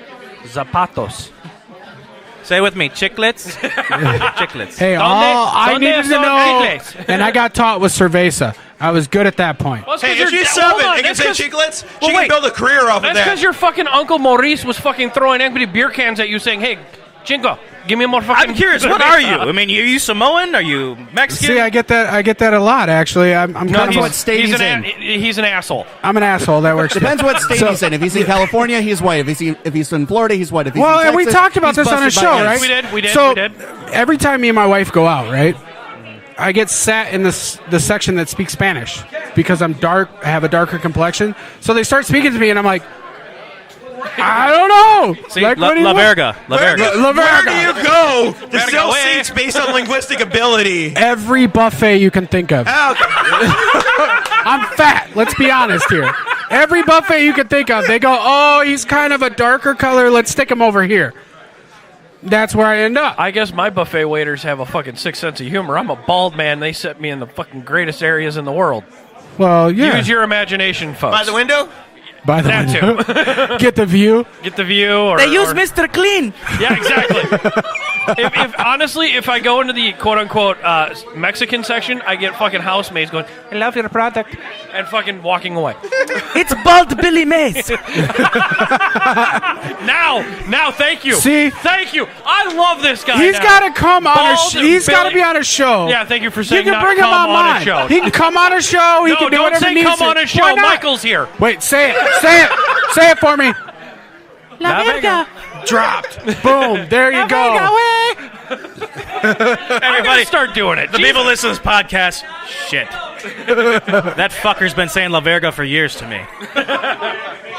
And they just now understand it. We have a toy just brought into town. Yeah, he put it in the bullshit price. Oh. Hey, Dave. Is it clean? It looks clean. Be careful. Oh, my God. Be careful. You know what? This looks like a merkin for Cthulhu. Oh, I love that. Merca reference. What? It's a nipple tassel for Bertha. I'm going to have to pass on that one, Marcos. So am I. Just stay over there. I'm not interested. Not interested. It is cute. That is actually one of my very, very, very, very, very first attempts at a leather flogger. I specifically wanted one completely without a handle, without any wood or anything else. This is homemade. So this is homemade. Oh, he makes all his everything own. in my toy box is. So I feel like this is just I can tell you, he comes to our event, right? And he goes, "Hey, I got some in the car for you to see." Every single thing in my guitar case. He comes I to never me. buy anything from anyone else. I'm working in a shop. He comes to our event, and I'm standing behind the counter getting ready to go. He comes to me and goes, "Hey, I got something for you to see." I'm like, "Okay, sure." I'm thinking he's like a vape mod. Fuck me, I walked down the wrong path. Pulls out these fucking huge-ass cat whips that are fucking massive. And I'm like, who the fuck are you beating with that? And he goes, no, somebody ordered this. This is the world that he makes them, all by hand. So I'm pretty impressed with that. I like the nice and handy. You can like keep it up your sleeve and then whip it out like woohoo. See, that's. But that I made about 8 years ago. Cool. Oh, whenever I look at those vloggers, they always remind me of the Fry Guys from McDonald's. Oh yeah, doesn't it? Like one of the Fry Guys became a leather daddy. Yeah. Well, I was a chef for 12 years, so spatulas are spatulas. There you go. Oh my gosh! Last night I was like the accused they were like these Mickey Mouse hand spatulas, and they were like being used as little spankers. It was cute. Please. No, actually, those I bought from Goodwill. Completely stainless steel. They cost me $1.50, and they leave the most excellent bruises. But the Mickey Mouse answer Why is is cute. Marcos walking us? Why are you walking us down this path again? Why do you think he's wanting to know if he's willing to ship some new items? Oh. If you haven't noticed, You our want a friend here has sponsorship? garnished a new set of beads around his neck. Yes, yes. So, Marcos, are you willing to order? Is what you're trying to figure out? I'm trying to like do some product placement. Maybe I can be like a spokesmodel. I don't know. Maybe get like a nice butt plug to wear on stage. You know, nice, feathered out and everything. You get like a big old raccoon tail to wear on stage. I'm like, look at me, I'm Super Mario. Hey, Yippee! Yahoo! I got a raccoon tail butt plug. Ha, Mamma mia! What, beer? We need more. We need more. We do. Yeah. Beer. Got a little dead air. And if anybody hasn't noticed, we are doing Ideal Vapor's Spring Fling grand opening. No big deal. Yeah, we are. If you don't know where it is, 105.9. Thank you. I don't know where that is. Nice. See, so Ideal Vapors. We're in Portage. We're in the new location, right across the street from their old location. 120 Henry Drive, suite number 4. There you go. Yeah, absolutely. Great products. They pride themselves. They pride themselves in carrying predominantly Wisconsin-based e-liquid. So that's very scary. Very. That was scary. Stop yelling, Mr. Clean. Jose, I don't know about you, but it sounds like way too much like an immigration raid. I'm like, oh shit! Every single little mistake I put in them, I got to redo because yours are going to be fucking perfect. Did he order the 9-tail cat, or did he just use the 7? Probably the 9. His I have in Ideal Blue. I actually managed to find the perfect Ideal Blue that matches their original logo.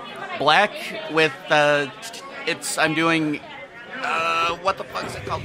Braided handles. I'm really scared the fact that they're matching colors on these things now too. So you guys opened this. I should have never sat down because you talked about that fucking guitar case. He opened it. You filled me in on the guitar case. Yeah, it's scary as fuck. Just as soon as it comes out, turn away. Goatskin falls. Turn away. But the handle itself is actually going to have a D guard on it because they're curved, and I wanted to do something weird. And is it a D guard? Is it like a guard for the dick, or no? As in like a sword. Okay. I got to tell you something here, laddie. I'm a bit freaked out because my kilt will fly high, and he's going to look at me and say, "Hey, use the D guard on that lad." No, I do leather It's fucking hanging low there, boy. Anything and everything.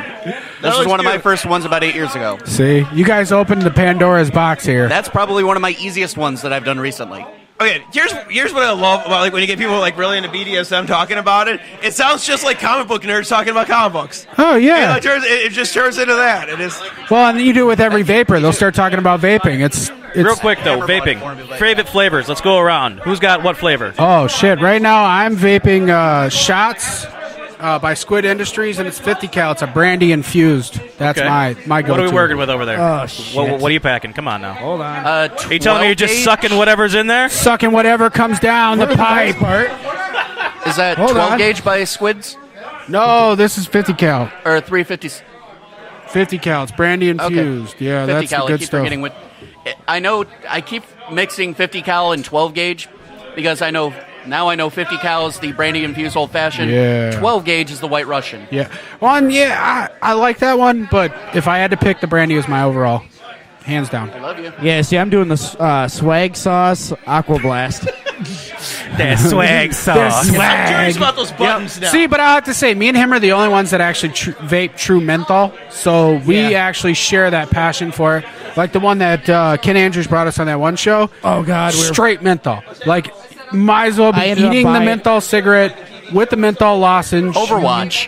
Yeah, well, I see these signs up here that say, I gave up smoking and for the flavor menthol. I'm like, Well, what they do is, even when they say menthol, I mean, there are some tobacco flavors, but a lot of times they add menthol to a fruity flavor, so you're still getting your menthol kick. Because I was a 3-pack Camel smoker a day, so I still need my menthol to be able to keep myself off of that menthol want.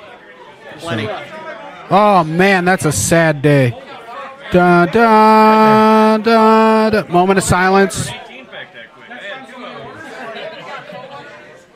Bathroom. Yeah, we're still here. Don't worry, guys. No, it was a moment of silence for the lost empty case.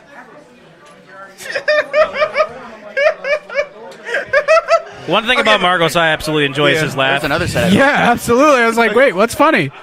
Oh, cool. New choice colors. Someone's actually listening to this podcast right now, and I'm getting a feed from them saying, why the hell is Marcos shouting? Yeah, it's my wife. And his voice sounds really hoarse. What the shit? Well, yeah, that happens. Yeah. That happens. It's because I'm passionate about these topics. Yeah, absolutely. What, passionate about the Cat 9 whip there that you're talking about? Fun. Those are fun. Those are fun. Oh, my God. What did I get myself into? Anybody want to tap in here? I feel like I walked down the wrong path. What is it we'll be tapping? We got whips and chainmail and everything else going on. What the fuck is going on? I don't know. I think they're all going to try blowing their load at the same time. Nice. Take a deep breath and just blow it. Blow it. Bucaque con la verga. See, that by far is inserted at the most perfect points, guys. I'm not even going to lie. This is true. My verga is inserted at the most perfect points. I'm done. I'm just going to sit here and take it in. So I made a mistake saying that word. You did. You opened it up, and now here we are. Did I just get a fidget spinner? I gotta get rid of the bullshit prices. Hey, I know where those came from. Holy crap. I got to say, I love fidget spinners. I've never owned a fidget spinner before. I don't think I've actually spun a fidget spinner before. I'm sorry. I'm holding a green one. It looks fun. Give me something naughty. It's not one of those prank ones where if I hold the center, it's going to shock me, right? Maybe. No, that's if I gave it to you. That doesn't shock me. No, because he's not asking the questions at this point. Oh, yeah. Look at Where is the bomb? I thought Hammer gave me this just so I would stop shouting. I thought that was it. Where is the bomb? I'm interrogating you like Mike would with the shocky thing. I would say I don't know where the balm is. The balm. Yeah, Tiger Balm. I don't know where that is. It's like, you can buy it at Schnucks. It's in like a little red can. We are advertising central right now. Yeah, I don't know we are. how you guys are not just massively. you can use like a fidget spinner to play bass the way that Eddie Van Halen uses a drill for his guitar. Yeah. Wait a minute. You're not a bass player. It lights up? How the hell does it light up? What is that? You got to click it on. Yeah. You gotta push the little button thingies. We'll push the button thing. I don't know what I'm doing. Oh, they light up? Oh, shit. Oh, shit. I bet this would be a By the lot way, these were one of the top sellers in a vape shop less than like 6 This months is the ago. biggest mistake I always make on these shows is putting fidget spinners on the table. Well, I've never had one before.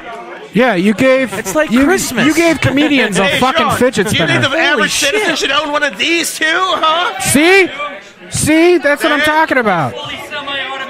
All right, guys. I just broke the fidget spinner. You broke it. I had it for 5 minutes. Yeah, I broke it. Con la verga. Send some love. She dropped in and sent some love. Look, if you're not good at spinning these, is there like a bump stock for them? So, guys, if you like what you hear what you like. Click the heart icon on the fucking page, app, whatever you're listening to on this. Yeah. Thank you for the fucking, holy shit, thank you.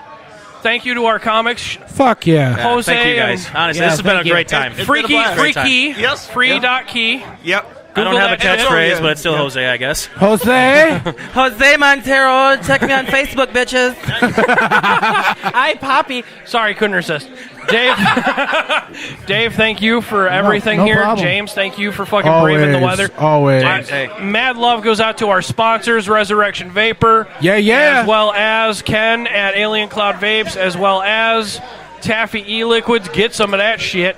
Yep, if you haven't. Jesus That was a Christ. fidget spinner. And that was the fidget spinner. Mad. And then mad the love. perfect accentuate to like, okay, go ahead, say your catch line. Say it. I don't want to say it anymore. You got to. You've already. I don't want to be it. known as the dick guy. Too late. You're in the pivot Oh, point. shit, I just realized everybody's looking at me like, fucked up, bro. Gotta go down the street and man say, what's up, dick guy? Oh, shit. Hey, welcome to the network. It's all right. I don't know if that's the best welcoming. Hey, dick boy, welcome to the network. No, Mike's not at the Would you table. like us We're to good. call you Cockman? Listen, I've made it this far without making dick jokes, and I've been here for, what, an hour and a half, and I've just rifled Thank off you for dick your jokes. time. I'm glad we brought you down to our level. Honestly, I'm gonna give hard kudos right now to Marcos as well as Jose. Absolutely. I was not expecting you guys to just sit and chill like this. fucking awesome. Awesome, guys. Thanks for staying in. Yeah, for sure. Hey, I don't See, know. you gave Carlos. Oh, shit, I called him Carlos. Not Marcos, Carlos. Stereotype. Stereo. Did we want to last call for raffle? Last call for raffle. Why not? Why not? Yeah, she's doing all right. I'm gonna kill it. I'm gonna kill it, guys. Thank you for listening. Check out our shit. Check out our Patreon. Dude, guys, thank you so much for braving the weather and coming out here. Oh my God, you may be the heat, but what's that cooking? We're fucking out of here. Later. Deuce.